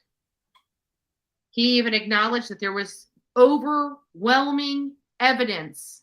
Overwhelming evidence is the words he used in describing the evidence against Alex Murdaugh, and that they came to the right conclusion based on the facts. So we know where the judge stood, because the judge, like I, have a legal background. He's much more proficient, than I would ever don't be. have a legal background. But he understood. He understood the law. He understood the law that you don't understand, which you prove on a constant basis. Also, the only experience that you have in law is being a defendant accused of petty and violent crimes. That is literally the only experience that you have with the law, is being on the ass end of it, being the back of the human centipede where the law is in front, you sucking on the starfish of the law is your experience with it. Nothing else. Understood what was considered evidence, and he allowed what was allowed in under the law and excluded what was not allowed in under the law. You mean like every My daughter judge does in every trial? Child porn, and she had nightmares in what she's seen. Yeah, Darlene, absolutely. We don't, Tammy. There is no prescription after you do your service. It is your duty when they call upon you to get on that. There's no prescription. True. There's no prescription except for what a therapist would prescribe to you after you go to them because you're traumatized from what you experienced being a juror on a trial there where you had to see child porn as evidence. Of course, that's what you do. You go and seek therapy if it's something that you can't seem to cope with after seeing it. That's what any normal person would do, is if they're traumatized, you go and you seek help. And a lot of times they prescribe medication. So yes, there's a prescription for that. I promise. That stand. I know that. I tell them I'm prejudiced. I believe in the system, but I do not want to be a juror. I'm sorry. I do not want to be a juror. I've been called to be a juror several times. At both times, I told them that I was. Both times I told them that I wanted to be on the jury, and they booted me off. I told them both times that I couldn't. I would be biased. I don't. Jury. What a shocker! And it's probably a horrible Nailed thing it. because I am American and that's part of this process. But I tell you what, I'm serious as a heart attack. That's exactly what I don't want to do. I don't want to see that graphic stuff. It would no. And once you're you can't No. really. I don't want to see the graphic stuff, but I want to assume the graphic stuff took place before there's evidence of it and yell it through a bullhorn where your neighbor's children hear the details that I'm making up in my head that are way more graphic than anything you hear in a courtroom. Yeah, I don't want to see the shit. I just want to make the shit up and yell it through a bullhorn so that your kids have to hear it. That's what I want to do. Just so you know. Really just get up and walk out. You know, you can't say, "Oh, I made a mistake, Judge. I'll talk to you later. Bye." You know, you don't get to do that. Once you're in it, you're in it. And most of the stuff isn't like this anyways. Most of the stuff is, you know, lower tier crimes, but you never know. You never know because you don't know what lower tier crimes, like it's a fucking Patreon membership. So anyways, guys, I just want to wish you a great night. It is almost 10 o'clock. Holy crap. And I need a shower still. Thank you for all that joined us during this quest for truth. I was out there in low country following this case. You know that I shower like 99% of the time before I go live. Like, that's not even an exaggeration. It just helps me get into my mindset. It helps relax me. I like the feeling of rejuvenation after a shower, and it just helps me feel relaxed before I go on a live stream and start a live stream. I just like the feeling of being clean. I it just surprises me that that's her priority. Priority one. I got to go live right now. You know, take a shower. Take a shower, you know. Do your hair, however the fuck you do that. You know, do something and feel, you know, sit here and fucking go on a live stream and complain about how fucking tired you are. Nobody wants to hear that shit. Case personally, we actually started following these cases back in August, and then we had a lot of other cases, so it kind of went away because they weren't up to the trial yet. And then boom, I was going to Diamond's celebration of life, and so I asked my team, I said, you know, is there any cases that are going on? You know, I'm going to North Carolina, and they were like, and I knew that Leilani's was going to be on the 25th, and they're like, oh, you need to go to today's, you know, Alec Murdaugh's first day of trial. And I went there. And I got to see him in person. He knows who Bullhorn Betty is. He knows who Bullhorn Betty is. So, I mean, we did our part.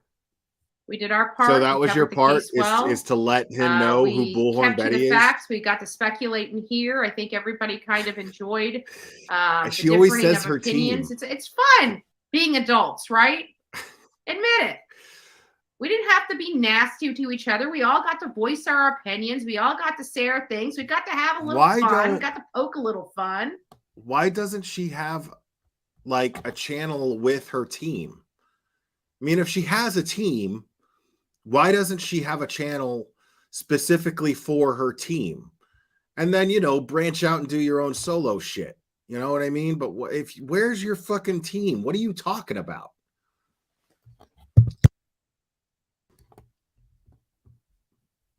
You know, we had some good times. We had some good times throughout this 28 weeks of hearing all this horrible stuff. So, guys, thank you for all of that. Thank you for being here with me, and thank you for learning with me. And we're going to be able to use that in the future. So, anyways, I don't want to take any more of your time. It's late, and I have got to get to bed. So, I love each and every one of you. God bless you. And until next time. I mean, I know I was joking about the 28 days, but I mean, I know she was referring to how long the trial lasted, but 28 weeks. What? Please be safe. Has it been 28 weeks since the murder or since the arrest?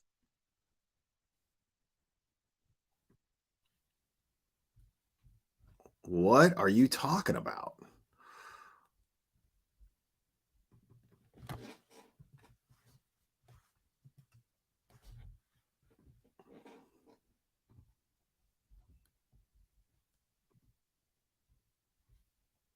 Okay. Let's go over this real quick because I think this is fucking hilarious. Um, give me 1 second here.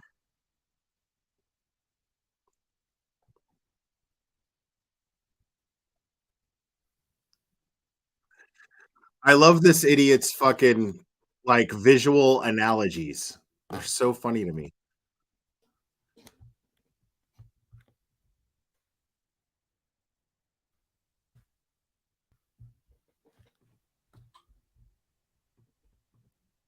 We're going to talk a little bit about Brian Kohlberger, Murdaugh, and I'm going to eat. Okay, look at the title here. Okay. The title says Brian Kohlberger, and then Burger in all caps, King, Moscow, Idaho. It says Brian Kohlberger King. Okay, and he's sitting in some dingy ass hotel room. And but why is he eating McDonald's if he says Kohlberger Burger King? Why is he eating McDonald's? I mean, that's you're going to join me when that's I a double eat quarter dinner. pounder. We're going to talk about the new search warrant. I know a double quarter pounder when Everyone's I see talking about the Kohlberger search warrant, what they seized from him, not his parents' house. Bro, he's just MGLing the fuck out of this live.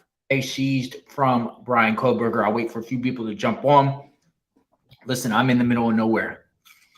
I don't normally eat McDonald's, but I am subjected to McDonald's.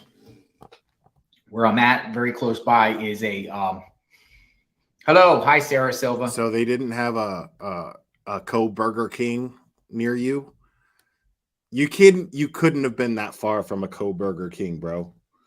Where I'm at, very close by, is a Cracker Barrel and a Ruby Tuesday, and they are packed to capacity with buses and travelers. And that wasn't about packed with capacity. Cracker Barrel. Out to sit there and wait. So there was a McDonald's. I was actually going to go in the McDonald's, but there was lots of music playing, and I don't want to catch a copyright infringement. So we're going to eat a double cheeseburger together. We're going to talk about Brian Kohlberger King, the Kohlberger King. He thinks he is. He's not the Kohlberger King. But I thought it was catchy. Brian Kohlberger King. You thought it was catchy, y'all. Brian Kohlberger. Like yeah, we got it. We got it. Literally. But we're going to read the court we get it. That got released today. Because they seized Brian Kohlberger's underwear, and they seized other property belonging to him. And I got the list here. Of what they seized from him. I don't know if you can see. No, we can't. But I'm going to read it to you. You guys are going to listen to me. We're going to eat together. If you guys are having a hamburger, hamburgers are great. Yeah, just everybody who's having a and hamburger. We're going to talk. I am in hamburgers Walterboro, South Carolina right now. And I've been outside the Alex Murdaugh trial all afternoon. I got to finally meet Buster Murdaugh today. I got to meet Alex Murdaugh's son, and he had nothing to say to me. He was walking out. Big shocker. He had nothing to say to me. Out of the courtroom when the judge dismissed everything. So far, we've seen a pattern of you harassing people and them not wanting anything to do with you.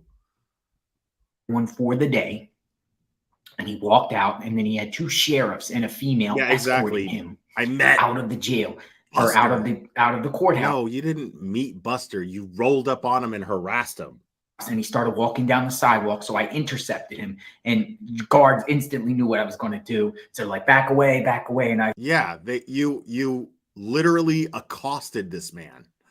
You didn't meet him, okay? You accosted him.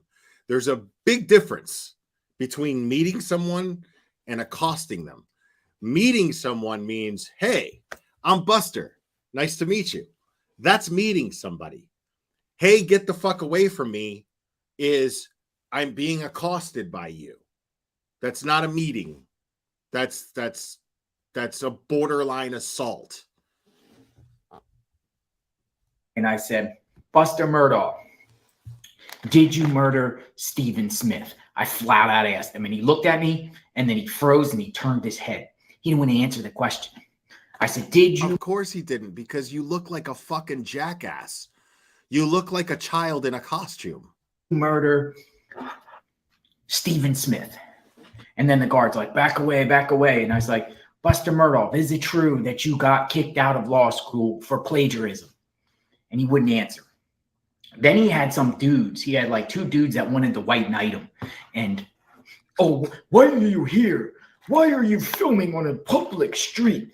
Excuse me. And he was trying to, I guess, distract me from Buster. And I was like, dude, I'm not even here for you two. And then they just kept on persisting. Like, oh, you don't have my consent to film me out on the public street and all that kind of nonsense. And I was like, it's not nonsense. You're assaulting people practically, dude. You're invading their personal space. You are violating their privacy. I was thinking to myself, dude, you're in a courtroom. You know it's legal to film somebody on the street, duh. But they were definitely Murdaugh sympathizers, for sure. No, not necessarily. They're not necessarily Murdaugh sympathizers. They're just people who don't want to get fucked with by a weirdo wearing a press shirt and a media hat. Because, dude, I don't know if you've noticed, but no legit media personnel wears a media hat and a press shirt.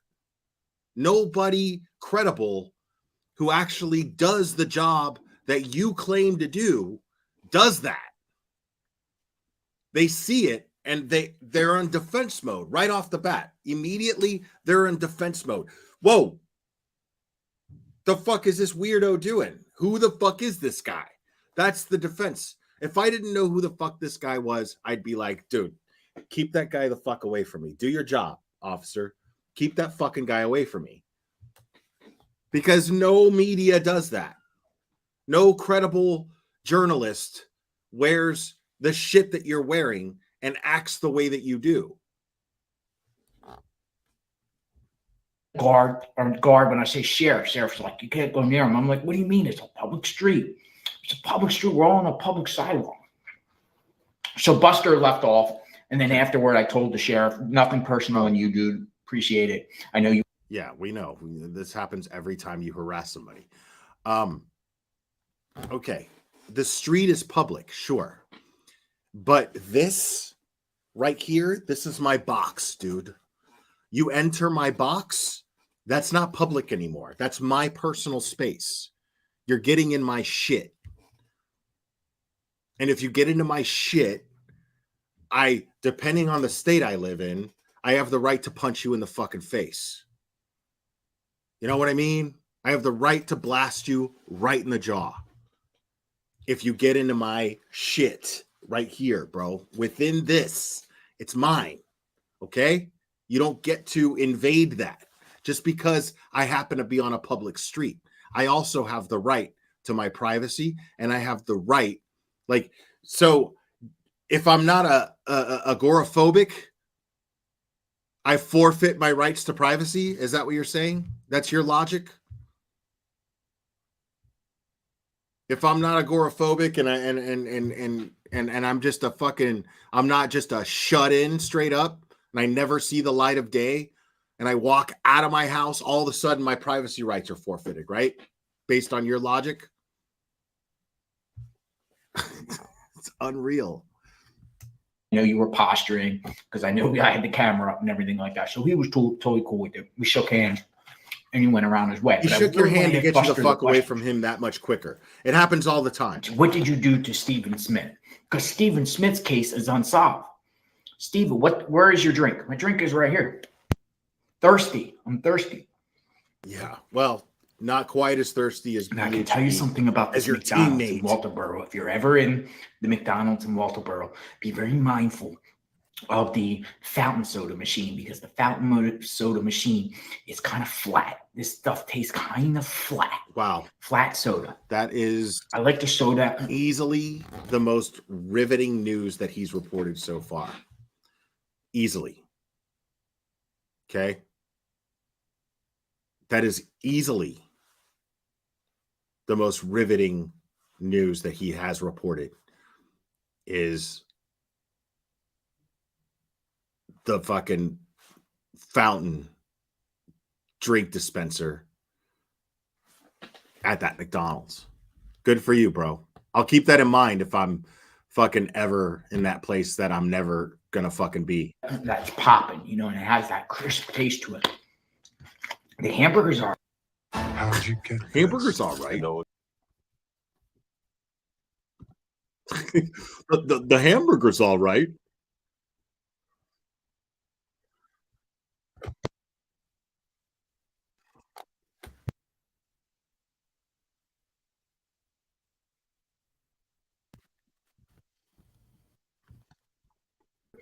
With cheese is all right. Lots of onions, cheese. Very, very delicious. But they seized things from Brian Kohlberger. They seized. Did they seize a burger with cheese and lots of onions? A couple things down. What is the Ruby Tuesday? And I actually was going to do a live inside Ruby Tuesday on Tuesday. You know, but it was full. Fuck. I don't know where everybody's. God damn it! Why in the hell? God, why do you hate me? Why do you hate me, God? Why did I not get to have? Why did you make that Ruby Tuesday so packed to where JLR could not report from Ruby Tuesdays on a Tuesday? How could you do that to us all? I'm starting to doubt your existence, God. Because only a spiteful, vengeful God would ever not allow that riveting coverage from JLR from Ruby Tuesdays on a Tuesday. Girl of the Valley, thank you so much. Peeps like JLR and BHB is why aliens don't like us. Oh my goodness. Thank you so much. I don't know why everybody's in this small town. It's off of 995. It's about 60 miles from the Georgia border. I guess people travel and they stop here and there's not much in the area. Everybody's eating. It's like almost 7 p.m. It's 7:10 here Eastern.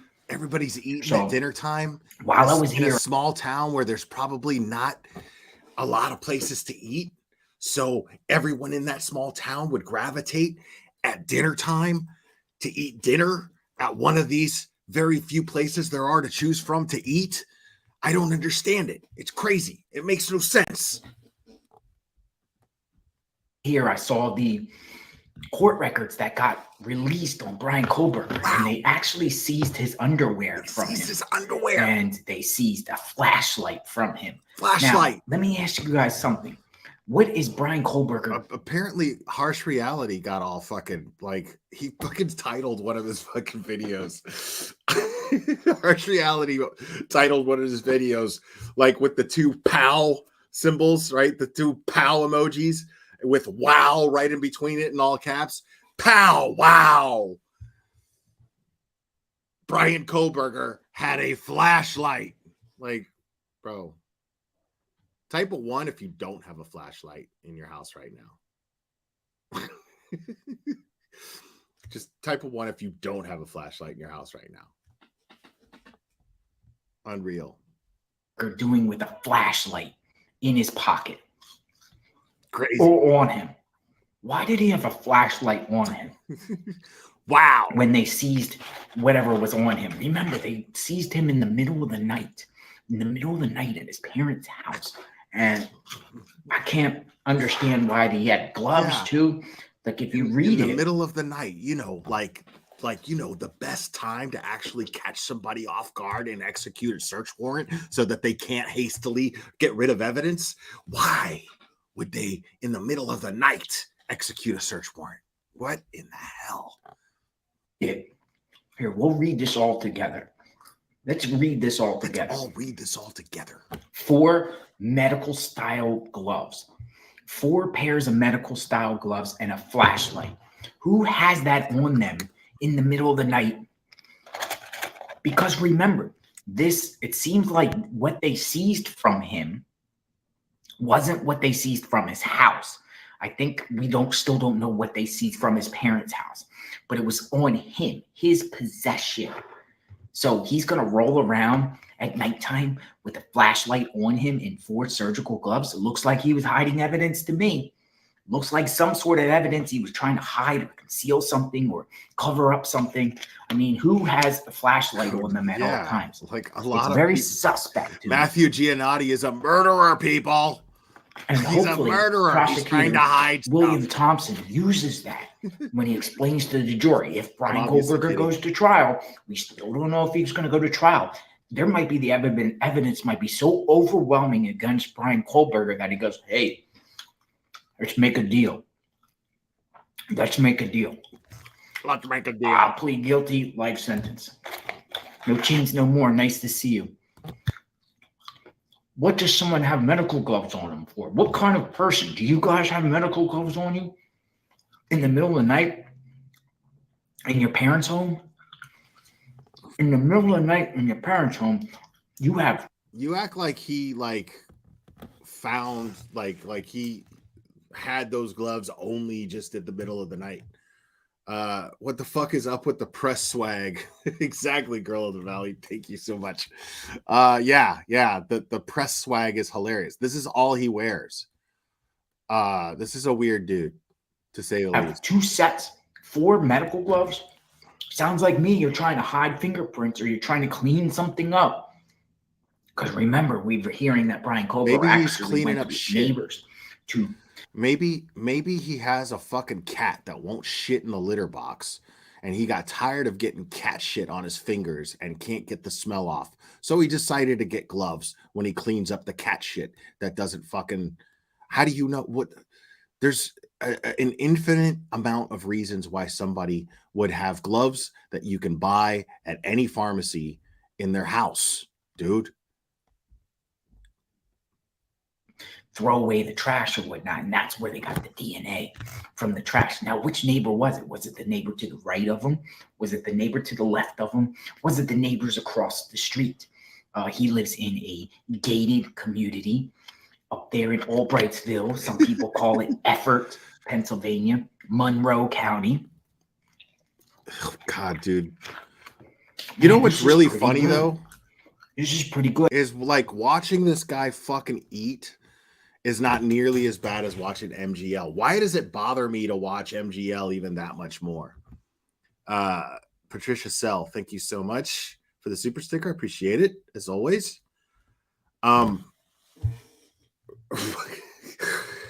Like, for some reason, like, it bothers me because every time I hear him chew, and I got these new headphones and they're like really good quality. And so, like, they're not the best quality, but they're really good quality. And so they're coming in really clear. Every fucking morsel that he chews on, it's just gross. And yeah, I think you're right. I think MGL just has worse manners. Like MGL assaults the food that she eats. Like, when MGL eats, she eats it like it stole something from her. So that's probably what it is. Like, MGL acts like that food is going to slap her in the face and run away. Just like, haha, fuck you, bitch. And then takes off. That's what she acts like when she eats it. So that's probably why it bothers me more to see her eat rather than him. Good. And I'm not trying to give McDonald's an endorsement, and I don't really like to eat McDonald's. This whole live is about McDonald's, dude. What are you talking about? Great Masterson Sophos, thanks, buddy. From me and Patricia, I'm leaving her now. That's funny.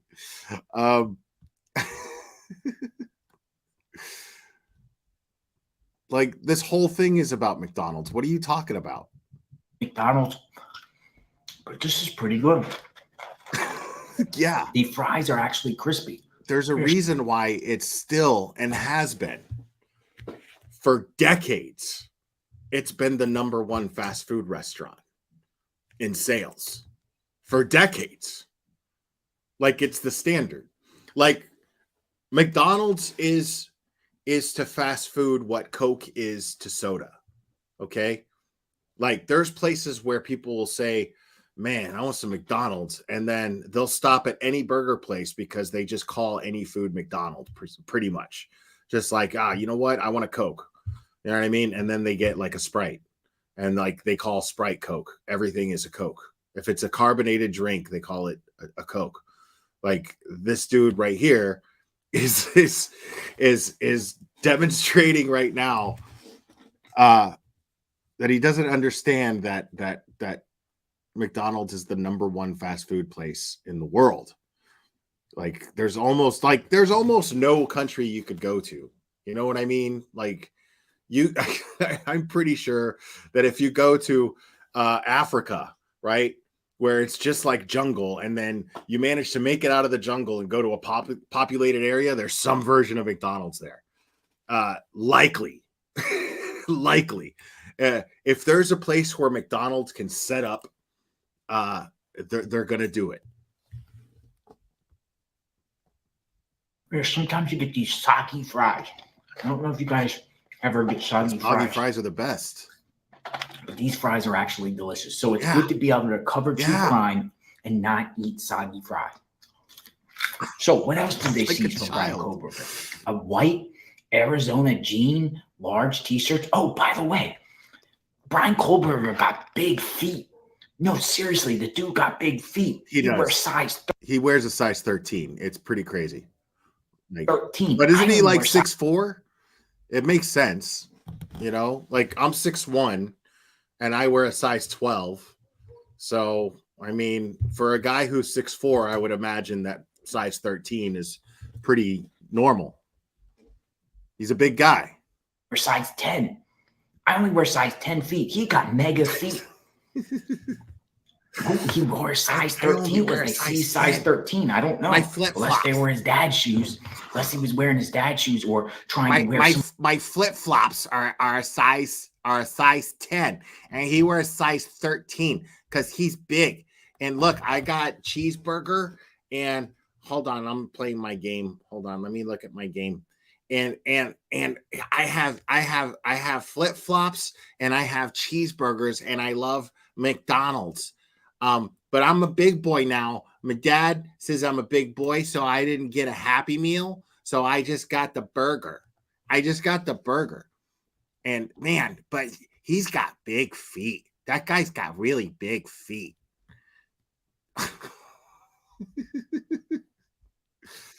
The guy that called me a clown. Put user on timeout. What just happened right here? Brands. The guy's wearing 2 brands. So Parnham here, this guy here, Parnham thinks I'm a clown, but he's sitting there in my live chats, you know? So he's just going to keep going clown. But he doesn't know that I could just make one click and he's gone. No, like this. He knows it. He knows it. Yeah, like, dude, you are a clown. You're absolutely a clown. You're literally short of the makeup and the yellow onesie. You are Ronald fucking McDonald right now. Except everyone in my chat respects Ronald McDonald. Okay? You know why we respect Ronald McDonald? Besides the fact that he has a job, is that he admits to being a clown. He knows he's a clown. Like, you're literally Ronald McDonald without the makeup right now. That's who you are. That is the most you're bringing to the table at this moment. Yes, I'm going to put him on timeout. The guy that called me a clown. Put user on timeout. He's on timeout. There you go, Parnham. Thanks for joining. Ronald's not a felon clown. Ronald McDonald's never done time. Big guy, big feet. What else does that mean? What else does that mean if you're a big guy and you got big feet? What?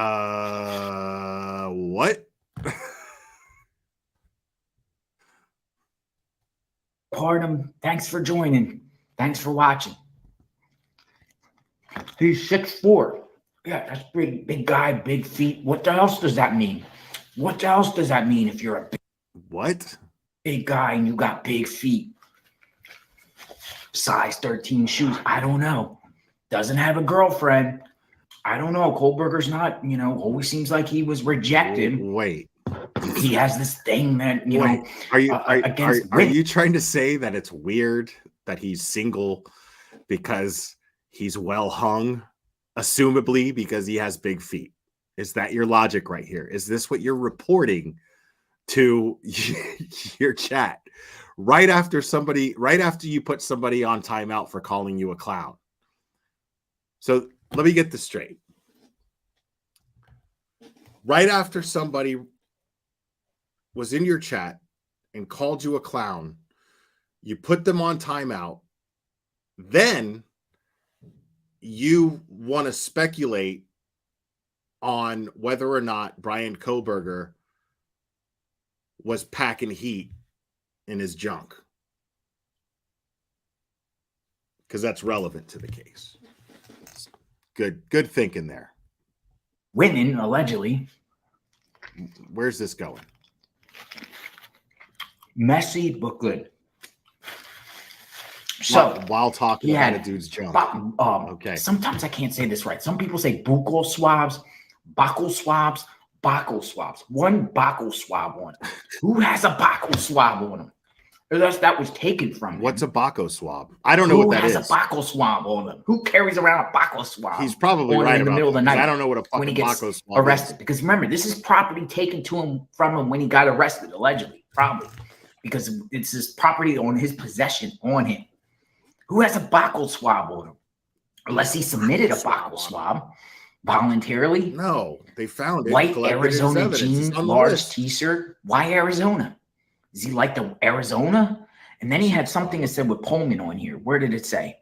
A champion WSU Cougar large black sweatshirt. Now.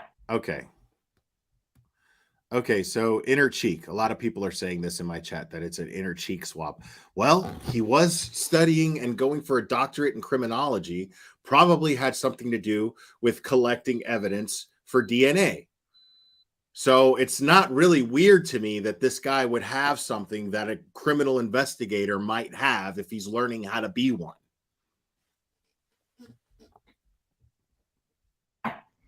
He's 6'4", size 13 feet, and he's a large. He's only a large. You would think that Brian Kohlberger would wear extra large, unless he likes his clothes tight. He might be the dude that wears those tight stuff. This is so delicious. He signed that. I mean, look, I'm not going to hate on him for that. Like, that's the only true shit that he's saying. Because let's face it, McDonald's is fucking delicious. No matter how bad it is for you, that's not what's at question here. It's whether or not it's fucking delicious. And it is fucking delicious. So, like, whatever he actually, like, has to pause. I've been there 1,000 times where I'm just sitting there and I'm eating my fucking McDonald's. And what's funny is I order the same shit that he ordered. You know, I like my double quarter pounder with cheese. I like it sometimes made like a Big Mac, because a Big Mac's just not big enough for me. So I have them put quarter pounder patties in there, right? But every time that I'm craving McDonald's and then I get it, like, there's moments where I have to pause and go, fuck, that's delicious. So I'm not going to hate on him for that, for making this very, very, very, inevitable observation about the food that he got. Because if his fries are soggy, chances are he got to a good McDonald's. There's a good McDonald's that you know what I mean? Sometimes you get those shitty fries and they're kind of cold and they're a little too crispy. I get that. But right here, like, he's spitting facts. Like, Mr. Media Press is just in. McDonald's is fucking delicious. Thank you for letting us know. For those of us who have never fucking had McDonald's and have been living in a cave since. If you look on it, go look on it. He actually put his signature at the bottom of that. Hey, Greg Hoyt, how are you? Greg Hoyt is great. Bray Broseph, hope all is well with you. So Greg Hoyt, Red Voice Media. Patricia I Snell, know thank you again. Thank you. Appreciate Nice it. to see you. Greg Hoyt is a good dude. He actually is a journalist. He's out of Arizona. He broadcasts some really good. We are farmers. He broadcasts some really good stuff. Greg Hoyt. Okay. Hold on a second. Let's get back to his I know you subscribe to my channel. I've actually done stories with Greg. So Greg is a good guy. Thank you. I appreciate that. Nice to see you too, Greg. Greg Hoyt. We'll have to hook up when we're in Arizona. Next time I go to Arizona, we'll have to hook up. I'll let you know for sure when I'm in the Phoenix area. You're so brave with Jonathan. What you do? Thank you, Laura, and thank you for being a member. There's Greg Hoyt again. Actually got fired from Red Voice Vita. Greg Hoyt, my friend, got fired. Oh no. I'm sorry to hear that. I'm sorry to hear that. I really am. You do breaking stuff. Greg Hoyt is one of these gonzo journalists, guys that would sit there and go in the trenches and ask the tough questions, flat out ask the tough questions. And that's kind of like what I was doing there at the courthouse today. You know, I'm not sitting around asking people questions. I'm not just sitting out there like most of the media that I see outside the courthouse. Right. I see it, Greg Hoyt here. Murdaugh, and they're just reporting like what's transpiring. They're not asking these people coming out questions. They're not like going up to him and saying, hey, what's up? Now, one thing I'm going to not do tomorrow, one thing I'm not going to do while I'm here tomorrow, I'm making people crave hamburgers. Hamburgers are so delicious. One thing I'm not going to do tomorrow, and I was talking to one of my mods about this, and I was like, you know, the jury with the Alex Murdaugh case is actually Grandmaster Sid Sophos, thank you, buddy. Clara, tell her I'm not playing anymore. No, I want to see how long this goes on. Of course. You dug this hole, Grandmaster Sid Sophos. You did this to yourself, my friend. Going to the Moselle home tomorrow. They're actually going to go to court. They're all going to get into a van, and then they're going to go with the judge, the prosecutor, the defense attorney. I don't even know if Alex Murdaugh, he might even go. But they're all going to the property. And one thing I'm not going to do tomorrow, I'm going to do my best, is I'm not going to film the jury. No. Like, okay. I know people. This happened when this happened in the Darrell Brooks trial too. The defendant is not going to go to this thing unless he's representing himself. There's no reason for the defendant to be there. So yeah, Alec Murdaugh would not be there for that. Going to be like, who's the jury and everything like that. I'm just going to respect the jury. I don't want to get backlash from, you know, filming them or whatnot. So if they're in my camera, I'm definitely going to crop them out as best as I can. I don't want to. Tracy, thank you so much. Thanks for letting us be silly in chat. It's a stress reliever. Sorry, not sorry. No, this is what we're for. Now we are moving forward soon. Going to get into some more serious stuff. We do that here from time to time. I tend to find humor in things that are just fucking humorous, like this dude right here. But there are times where I'm actually pretty passionate about some of the stuff we talk about, and then I get in serious mode. But what we're going to be talking about, I'm sure there's going to be some humor, because it's going to be fun to make fun of the person who's going to be on trial, because they absolutely fucking deserve it. So yeah, I've made fun of this person before and we've had fun. But yeah, so we'll see. But I do want to be as respectful to this victim, because he is an 11-year-old boy and his name is Gannon Stock. And what happened to him was beyond reprehensible. And the evidence that was already made available to us, or at least the evidence that law enforcement, as far as her arrest affidavit goes, makes it abundantly clear that she is exactly where she needs to go, and her behavior dictates this as well. Yeah, we're definitely going to be covering that trial here. Interfere with the jury whatsoever. I mean, they're out in the public. and there's going to be media outlets following the jury to this compound, and I'm gonna see what's going on. What I'm hearing is they're gonna block off Alex Murdaugh's street where he lives, and the police are not going to let anyone go. And I'm going to go and see what's up and see what's going on. Hopefully the reception is better, because it was horrible. So I'm going to completely fucking ignore what law enforcement is trying to do, because fuck them and fuck any order and fuck any type of organizing and organization that these people establish to make sure that these cases aren't fucked with. Because what I do is the only thing that matters. Justice doesn't matter at all. Today, I was live feeding out there, and it kept breaking off and everything like that. And I was very disappointed, because I was actually talking to people and interviewing people, and it just kept getting cut off. And I was really mad, but I did make videos, so I'll post the videos later. I wanted to see what is going on in the area, analyze, inspect. I actually want to go into the actual court hearing tomorrow. That's my goal. My goal is to go in there. I want to sit in the back. You're not going to let your crazy ass. I'll wear a press shirt. Though they told me that the guard told me, or the guard. When I say guard, I keep saying guard. Sheriff told me they have like a decorum where you got to actually wear a dress. You actually have to wear pants. And I have shorts because I'm always out running around. You got catch up on that. Doing shit. Whatever. So I'm actually I can't stand. I'm weird when it comes to catch up, dude. Like, put on a. I'm really weird when it comes to ketchup. I can't stand ketchup on my burger. I cannot stand it. There's only certain fries. Like, I'll never eat McDonald's fries with ketchup. McDonald's fries with ketchup, I can't stand it either. The only fries that I can eat with ketchup are crinkly fries. I don't know why. I have no idea. And it has to be like the ketchup out of a packet, or like the squirt bottle from like a diner. But I'm real picky when it comes to ketchup. Very rarely will I ever put ketchup on anything.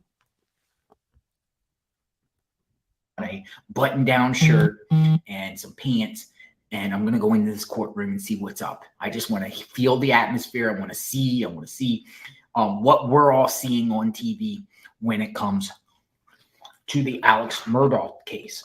I was here at the beginning stages when he was when they had jury selection, and I'm back. And a lot of people, the same people that I've seen out there, are still out there. They've been out here for weeks.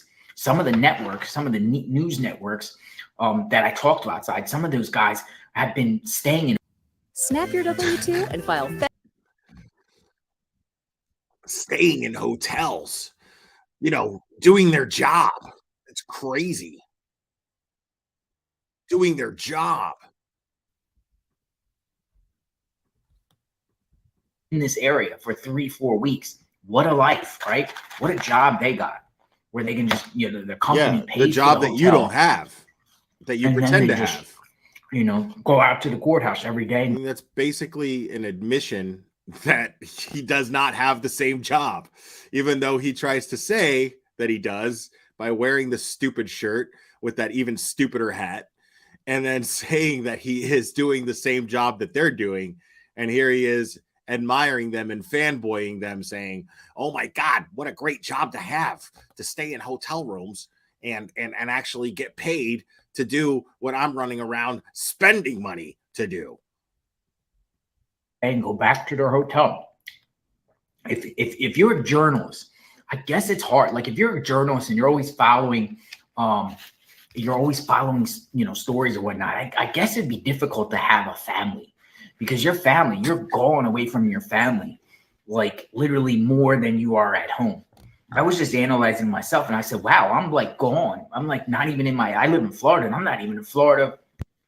I'm like in Florida, like maybe like 100 days a year. Other than that, the rest, I'm out and about, covering stories, chasing the truth, asking questions in different states. Chasing the truth. And I'm eating a Big Mac. How dare you use that? That is not a Big Mac, dickhead.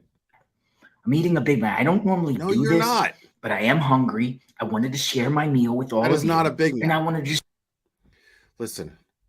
That is not, my friend, 2 all beef patties with special sauce, lettuce, cheese, pickles, onions on a sesame seed bun. That is not what you're eating right now. Okay? Stop it. Okay? Get it right. Okay? You're going to eat McDonald's. You're going to claim that you're eating McDonald's. Then get what you're eating right. You're eating a double quarter pounder. You're not eating a fucking Big Mac. I just talked about Brian Kohlberger and wanted to talk about Alex Murdaugh. So someone also told me that Alex calls Buster Bus, like how he calls Paul Paul. He comes up with these nicknames, Bus, Paul. I mean, I can tell you, normal. Looking at Buster and seeing him eye to eye, he definitely looks like he has an ego to him. He thinks he's rich. He thinks he's entitled. He looks like a kind of reminds me about a yuppie, a preppy guy, a rich guy that thinks he can get away with everything and do anything. He got money. I mean, yeah, there's definitely, preppies, but they don't necessarily fucking have that mindset. Like, to generalize people like that. I know good people went to school and then they wear shirts. I mean, I was in the mall today. Okay. I was in the mall today and I was walking by, we parked Dillard's, right outside of Dillard's. We're walking through Dillard's and I'm looking at, and I'm in the men's section, I'm just looking at shirts that I would never wear, shirts that fucking, what's his face? The dude that fucking interviewed Sammy Smith from the Kylie Rodney case, that dickhead.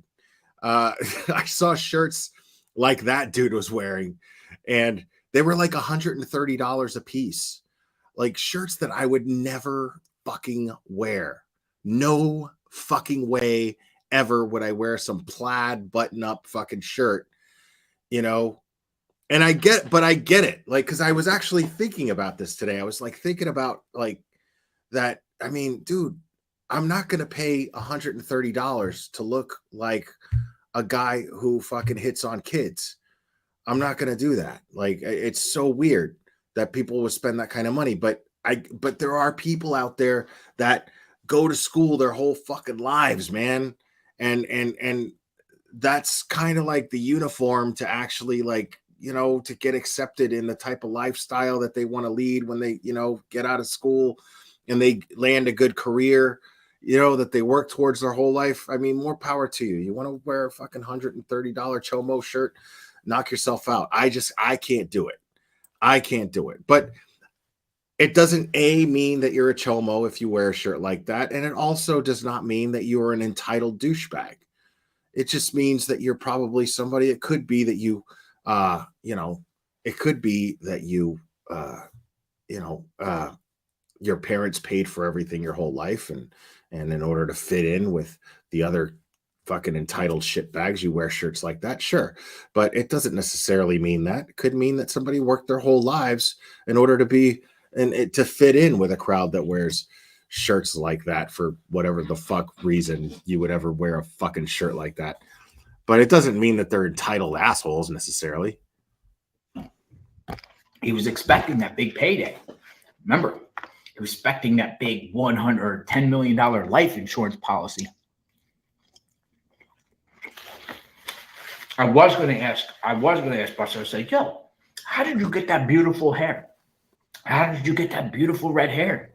That sparkling red hair? Because he, his hair sticks out from, it's not the same as his father. For sure. Let's read this. Aren't they both redheaded? From Monroe County, Pennsylvania. Aren't both Buster and Alex Kohlberger redheads? Your affiant is Trooper Justin M. Leary of the Pennsylvania State Police, Stroudsburg Station, Criminal Investigation Unit. Since 2009, I have served as a detective with the Lackawanna County District Attorney's Office and a special agent with the Pennsylvania Office of Attorney General, a task force officer with the FBI, and currently as a trooper with the Pennsylvania State Police. That's a big pedigree here, right here.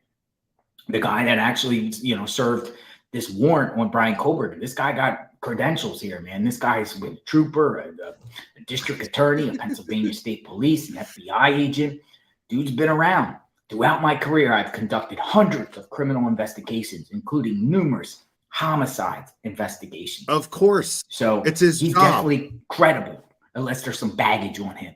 You know, when it comes to the trial, this trooper will most likely have to testify at Brian Kohlberger's trial. Of course. You know that, right? I don't know if you guys are aware of that, but if Brian Kohlberger goes to trial, he will go to trial. That we seized today from him, to trial. Gets admitted in court, or it gets the prosecutor. Yes, of course. Any officer that collected any evidence in that investigation is going to get called by the prosecution to the stand to testify. Any officer that was on that scene that actually had any contact, even just visual contact with any evidence of this case, they're going to get called they're likely going to get called to the stand. I don't know. I'm not a lawyer. I don't know, but I would assume so. To sit here and be like, oh, well, they might call him to the stand. No, they're probably going to call him to the stand. Yeah. I mean, if he plays a significant role in the investigation of Brian Kohlberger, well, then yeah, he's going to end up on the fucking stand, dude. What are you talking about? Presents this as in court, and I think he should. What kind of person has a flashlight on them and surgical gloves on them when they get arrested in their parents' house in the middle of the night, right? So that's this true. Somebody who's going to conduct an anal cavity search in the dark. Like, what business is that of yours? That could be anything. If I'm a defense attorney and then and I'm sitting there next to my client in an interrogation room, and one of the cops is like, what were you doing with a flashlight and examination gloves? I'm going to go to my client and be like, my client suggests that you bend over and drop your pants and he'll show you. Easy. Take that to court and convict me on that.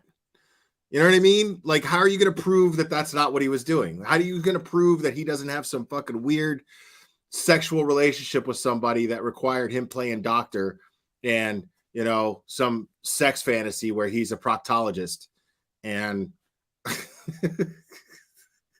like, how are you going to prove that he doesn't have some relationship with somebody where they are big Seinfeld fans and they refer to him as the ass man and he plays the part in private behind closed doors, and homeboy was on his way out the door to go play proctologist with his sex partner, and then the cops raided his house and caught him with a flashlight and gloves, and he's like, I don't know.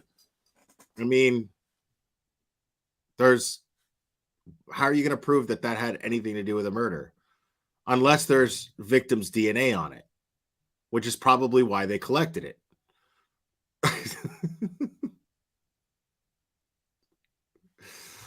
Heck, a party of six. Wow. Wow. Brian Kohlberger caught with a flashlight. Now, if his proctologist fantasies come into fruition, then we have a problem. What if Brian Kohlberger is super into playing proctologist, right? What if he's totally into that? That's his game. His whole thing is this proctology fantasy, the way being a journalist is this dude's fucking fantasy. What if that's the case, dude? What if, you know what I mean? What if he just likes playing proctologist? What's wrong with that? You know what I mean? That's his business, dude. That's his business.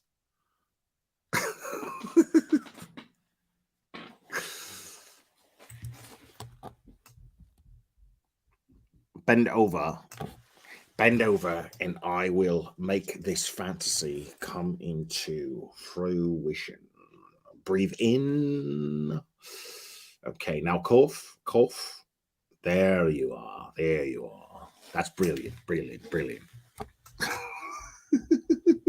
trooper here that sees that and got that. This one that made the affidavit in Pennsylvania, Trooper Justin M. Leary, he's going to come to Idaho and testify. He's going to have to.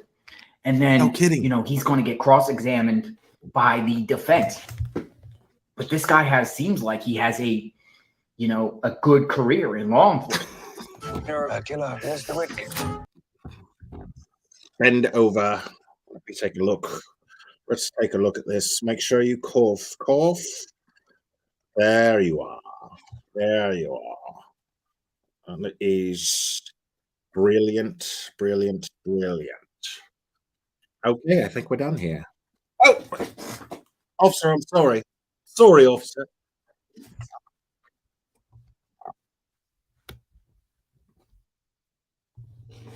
Trooper Brian Vnoll, N-O-L-L, of the Pennsylvania State Police, Trooper and Criminal Investigation Assessment Officer. Wow. I have been employed with the Pennsylvania State Police since 2008 and assigned as a criminal investigator since 2012. And I've been assigned as a criminal investigation assessment officer since 2019. Throughout my career, I have conducted hundreds of criminal investigations, including numerous homicide investigations. So collectively, Trooper Knoll, like, why does he sound like he's reading a fucking Chronicles of Narnia installment, bro? I've conducted hundreds and hundreds and hundreds of criminal investigations. So they're on point.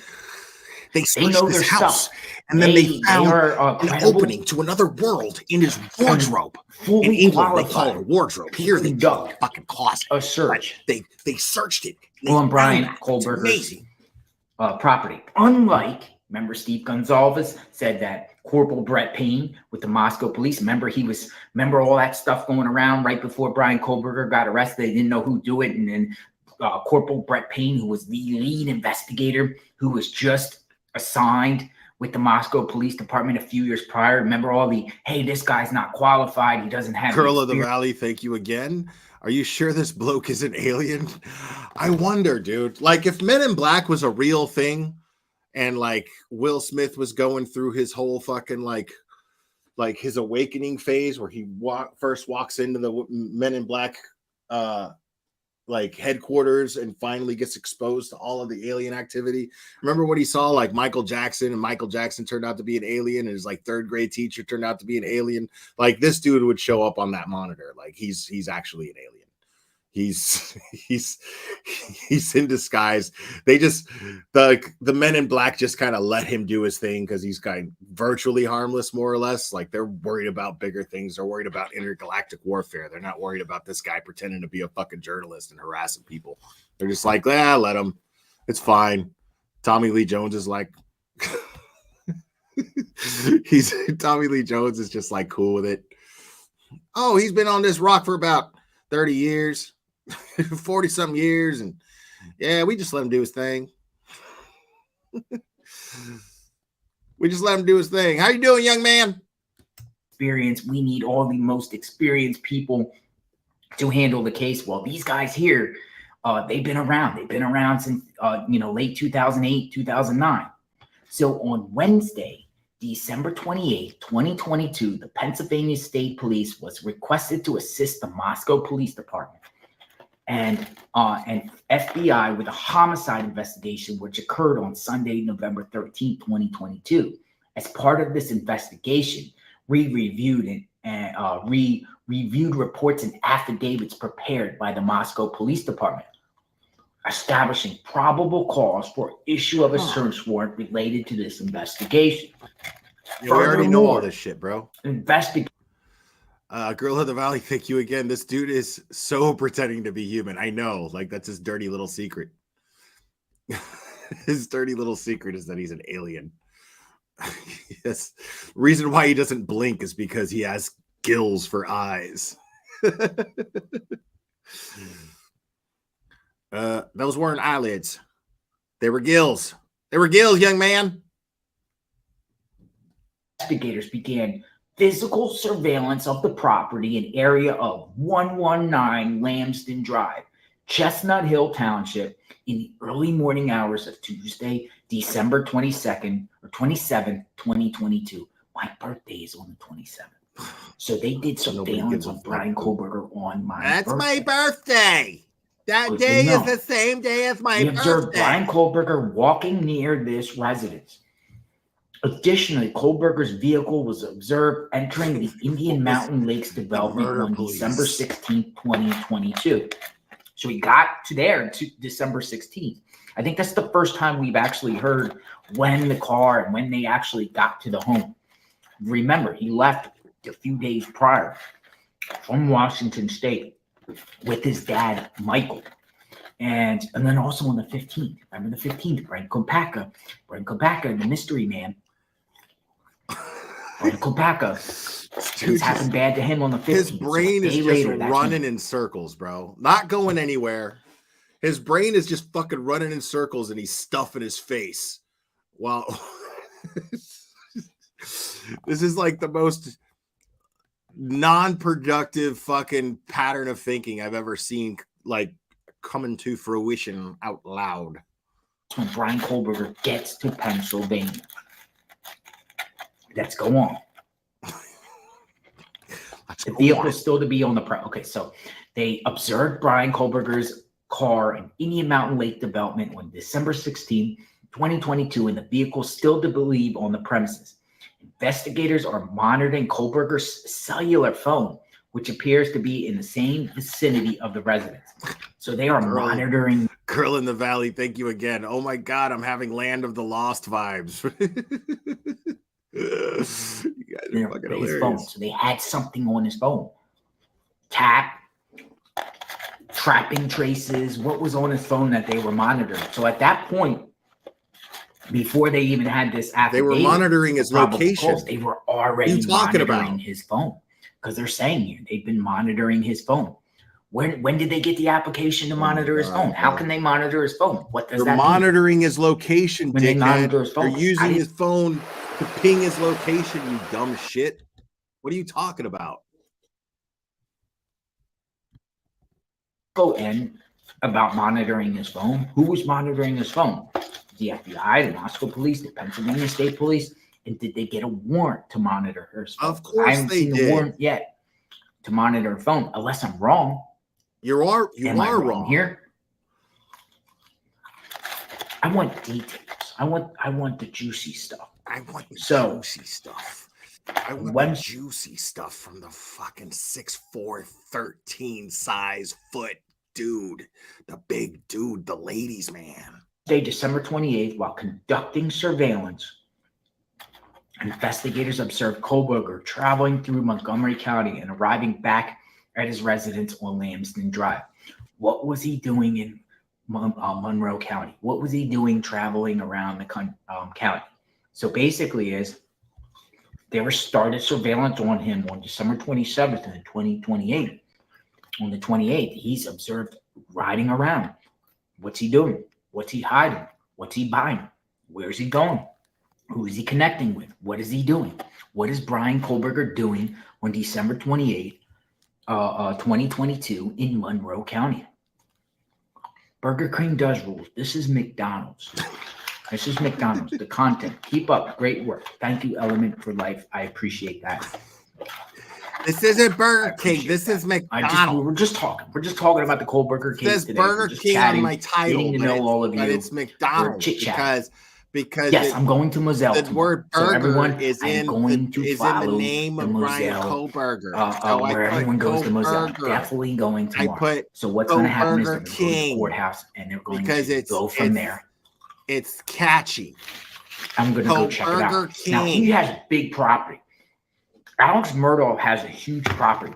And if you look on the Land Glide or any type of public information maps, it's in multiple parcels of land. His actually property crosses over the street. A stream or a river goes through his property.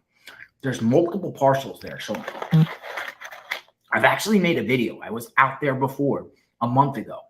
So go down my Alex Murdaugh playlist and you'll see what his property looks like. It's not, I didn't go live, so it's a good, actually, 1080, hide in the bushes.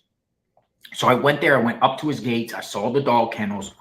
I did not cross over that gate. I didn't want to. I wonder if he's going to take a shit. Like, is he going to drop a deuce on this live stream too, like MGL? Trespass, not my property. Plus, when I was there, I heard people. I heard people on that property.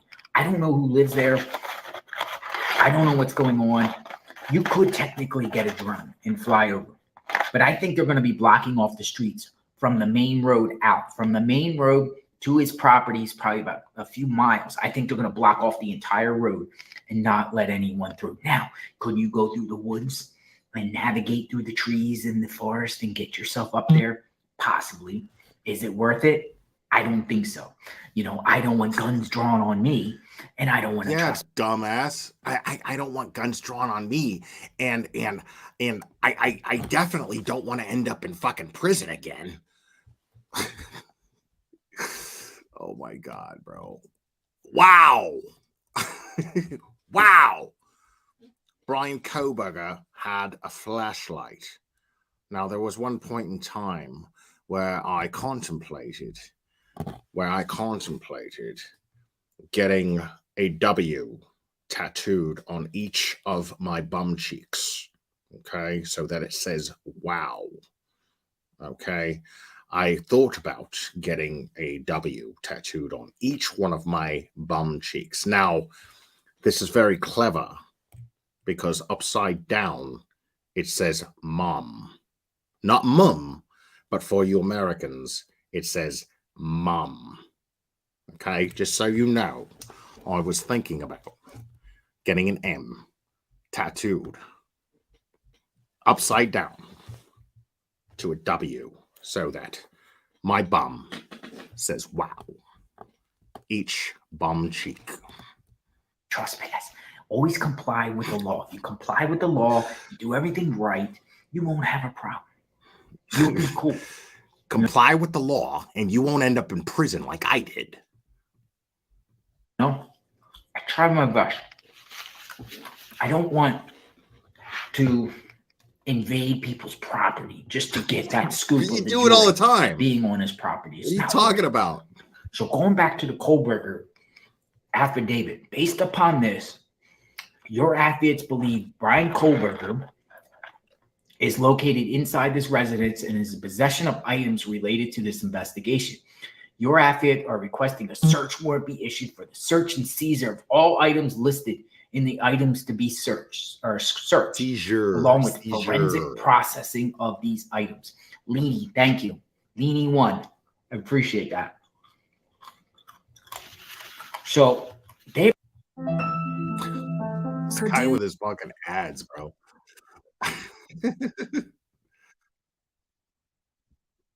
Probable cause. Read the last paragraph, because the last paragraph says,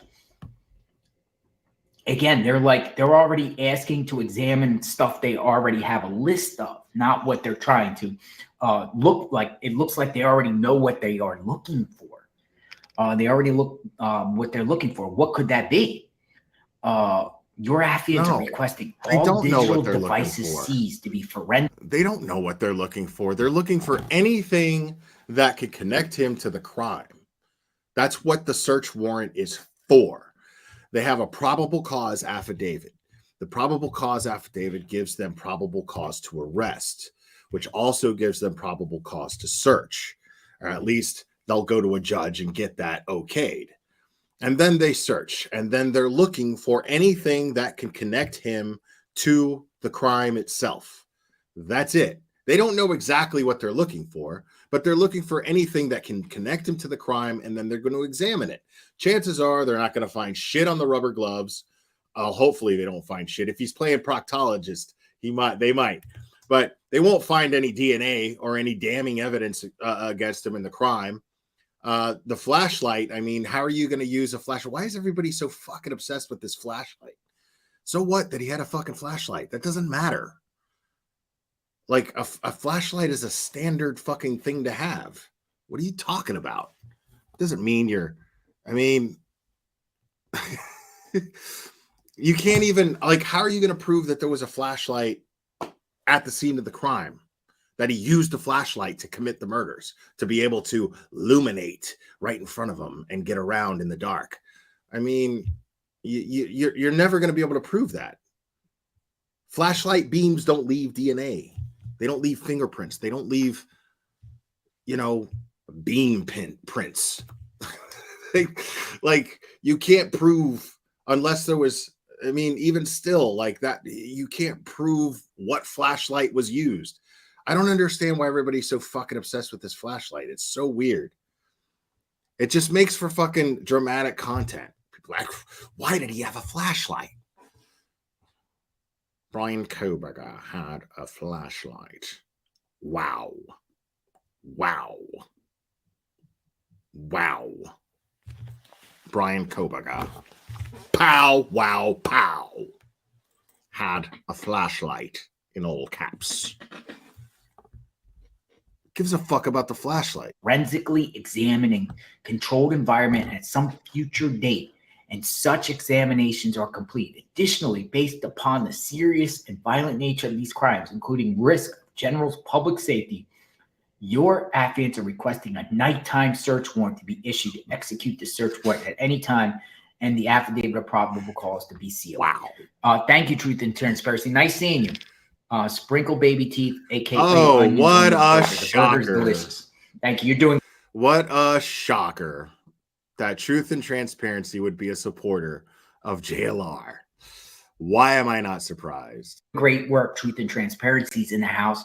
She is like the queen of the public records request when it comes to the Kohlberger. She is like the queen of spreading false information. She is like the queen of grifting. She is like the queen of allegedly having a fucking a charity made so that she could fucking commit fraud. Kohlberger case, we got to give Truth and Transparency props because she's been getting all these body cam footage, submitting requests. The people behind her, she has a great team behind her. I follow her channel. She has a great. She got good stuff. Good stuff. Of course, and it's great that we're all like connected in a way, trying to find out answers. That's what it's about. It's trying to find out the actual truth. I want backstories. That's what it's about. No, it's backstories to this. No, it's case. not. Who's who? The backstories are actually the mud that muddies the water. The backstories are the problem. The backstories are what you people do in order to make an investigation that being executed properly that much more difficult. Collecting evidence that much more difficult. Tips being investigated that much more difficult. Okay? The backstories and you fuckers spinning your own narratives about these backstories are what actually victimize innocent people. So no, that's not where the good stuff is. That's where the drama and bullshit is. That's where the damage to these investigations happen, is through these backstories. Moron. This guy's so stupid. Z Justin IZ. Thank you very much. Appreciate that. But you guys I actually almost ate the burger. The burger is almost eaten. Yeah. Thank you, Girl in the Valley. I have a flashlight in my car too. Not that serious. Exactly. Girl of the Valley, are you a proctologist? Are you checking bum holes? Are you checking the O in wow? The only thing left is the large fries. Now you can get this burger. You can get this double cheeseburger, large fries, large Coke for $10.86. It's actually okay. Like, I'm not going to knock McDonald's and say, hey, going to McDonald's is bad. I said, no, I didn't. You can't because you just fucking stuffed your face with it. You would expect them to put ketchup in the bag. You would expect them to put ketchup in the bag, and they did not. Matter of fact, they didn't even put a straw in the bag. Wow. For the drink. I had to ask. I had to ask for napkins. They won't put ketchup in the bag. So now he's a Karen. Unless you ask. Great. And if you don't ask, you don't get ketchup. It's just how it is. But that, this is the affidavit of probable cause. It's still, I'm waiting for the affidavit of probable cause about the search warrant at Michael Kohlberger's home. Michael with this dude. Kohlberger, Marianne Kohlberger, Brian Kohlberger, Amanda Kohlberger, and then the other Great. Kohlberger. You found out he had Who's the family last members. sister? Man, I can't even think of her name right away. Look at this guy right now. Just what is the other one? Straight up, just like naming irrelevant people in this case simply because they happen to be related to the guy who has been arrested in the crime that everyone's talking about.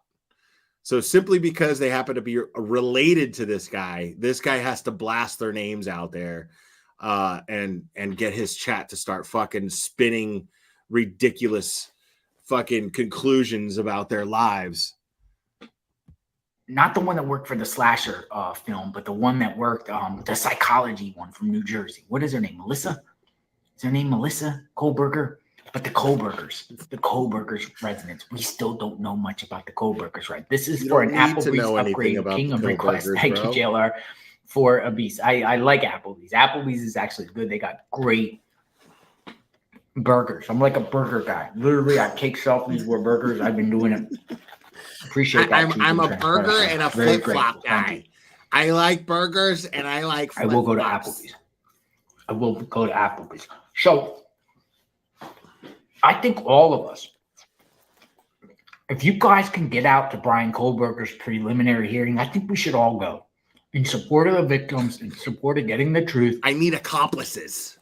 Showing we care. I think we all should just descend onto Moscow and see what's going on and make sure everything's on the up and see. Because I'm going. Kohlberger. I'm going. There's no if, ands, or buts. Christian. I am going to Idaho for the Moscow. When she's really good, ask now what?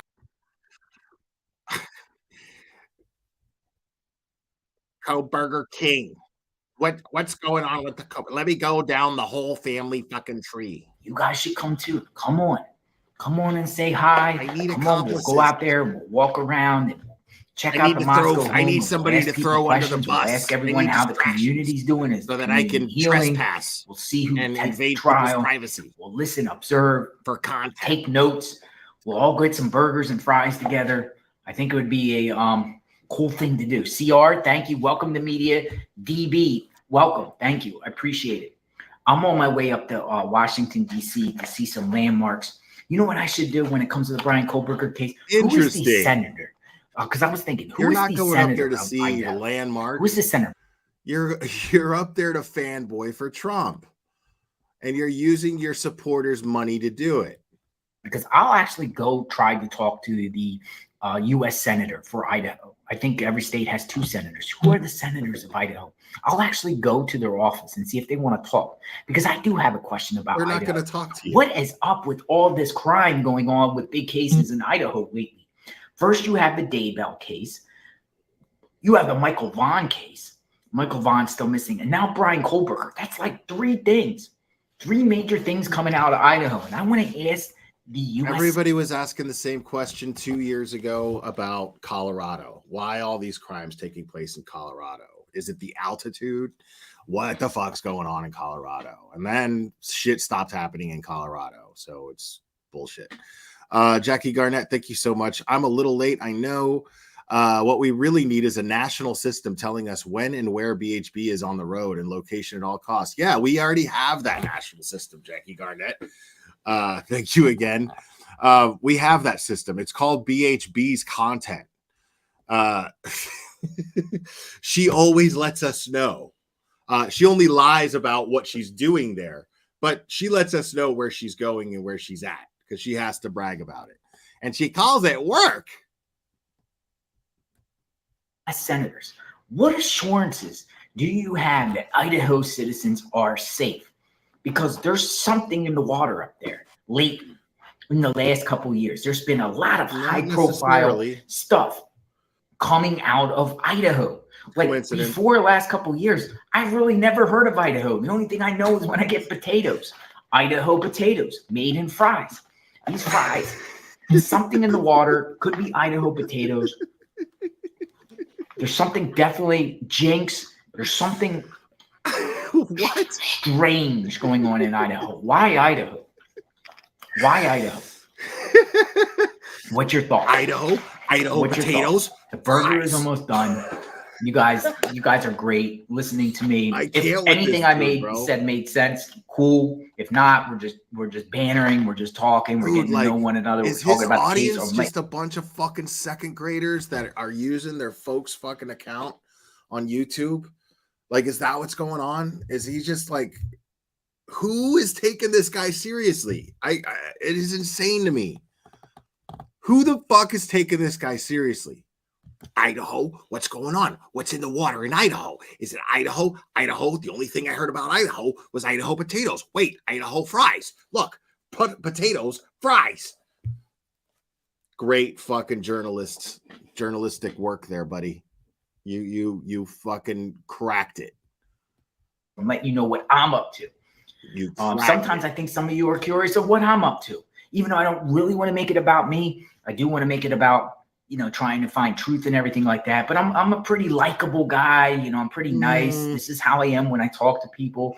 I try to have fun too. Try to have fun, be serious, have fun at the same time.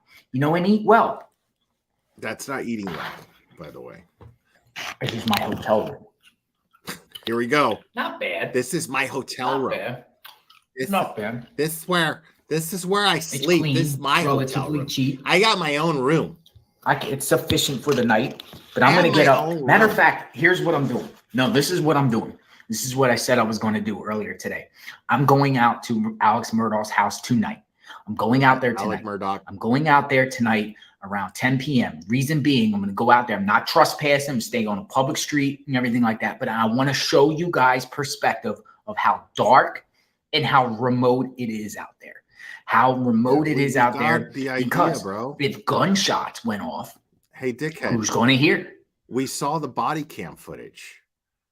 The body cam footage of the actual arrest is, or at least the cops coming out to respond to the 911 call. We see how dark it is. We already know. We don't need you out there fucking with, and I mean, you're sitting here wondering whether or not fucking they're going to take Alec Murdaugh back there. Obviously, the jury's going to go back there to see what can be seen and get an idea. Why do you think that you going out there is not potentially going to fuck with that in some way, shape, or form? You must be an asshole. Like, you have to be an asshole.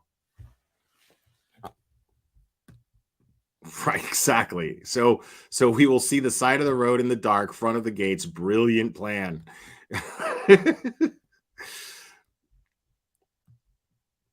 I need to get a media hat like that. Who's going to hear when you're out in the middle of nowhere? It's like 20 minutes away from here. We all know to that, the west. Bro. But I'm going to go out there. Hopefully the reception could be okay. If it's not, understand. But I want to show you how dark it is out there in that area, along that street. Stay on a public street. Yeah, there's like no almond breed. There's like no neighbors out there. I mean, it's dark.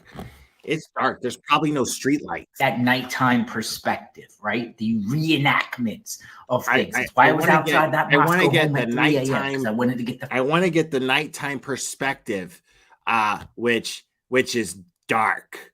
So I'm gonna film the dark, and I'm gonna be there live, and I'm gonna talk all this stupid shit like a fucking 4-year-old, and show you guys what the dark looks like.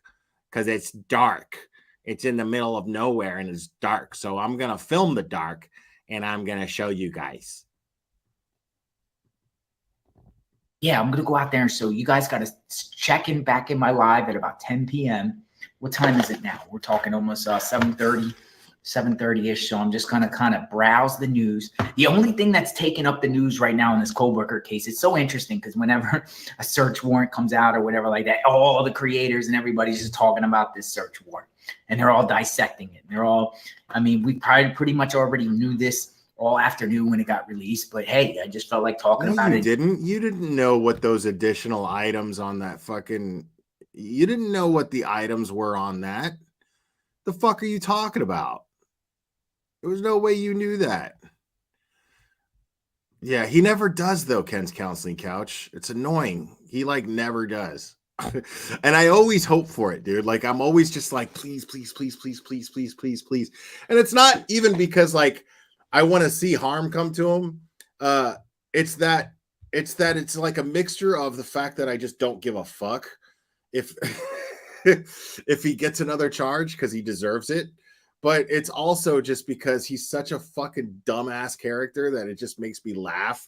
Like the idea of him sitting there and trying to be like you don't understand. I'm press. I'm press. I'm a journalist. You can't arrest me. I'm within my rights. And then them being like, yeah, shut the fuck up. Get in the back of the car, stupid.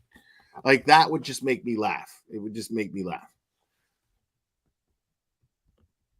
I didn't eat dinner with you guys and wanted to see your comments because I read all of your comments and you guys say a lot. CR, it was okay. The McDonald's is still okay. I still have some fries left. I don't know if my stomach's going to cooperate. His meal is a play-by-play. Later on, we'll see. Like his entire meal is a play-by-play. Like, oh, hold on, yeah, it's pretty good. I still got some fries left, and you know, as you can see, I got like 2 or 3 left, and I'm still working on those. All right, guys, I'm gonna go ahead and wrap this up. Yeah, man. It's really good hanging out with you guys. I love hanging out with you guys. You guys are amazing. You guys are so much fun. And I had a blast. I always have a blast with you guys. Sometimes I don't even know what the fuck I'm going to talk about on here.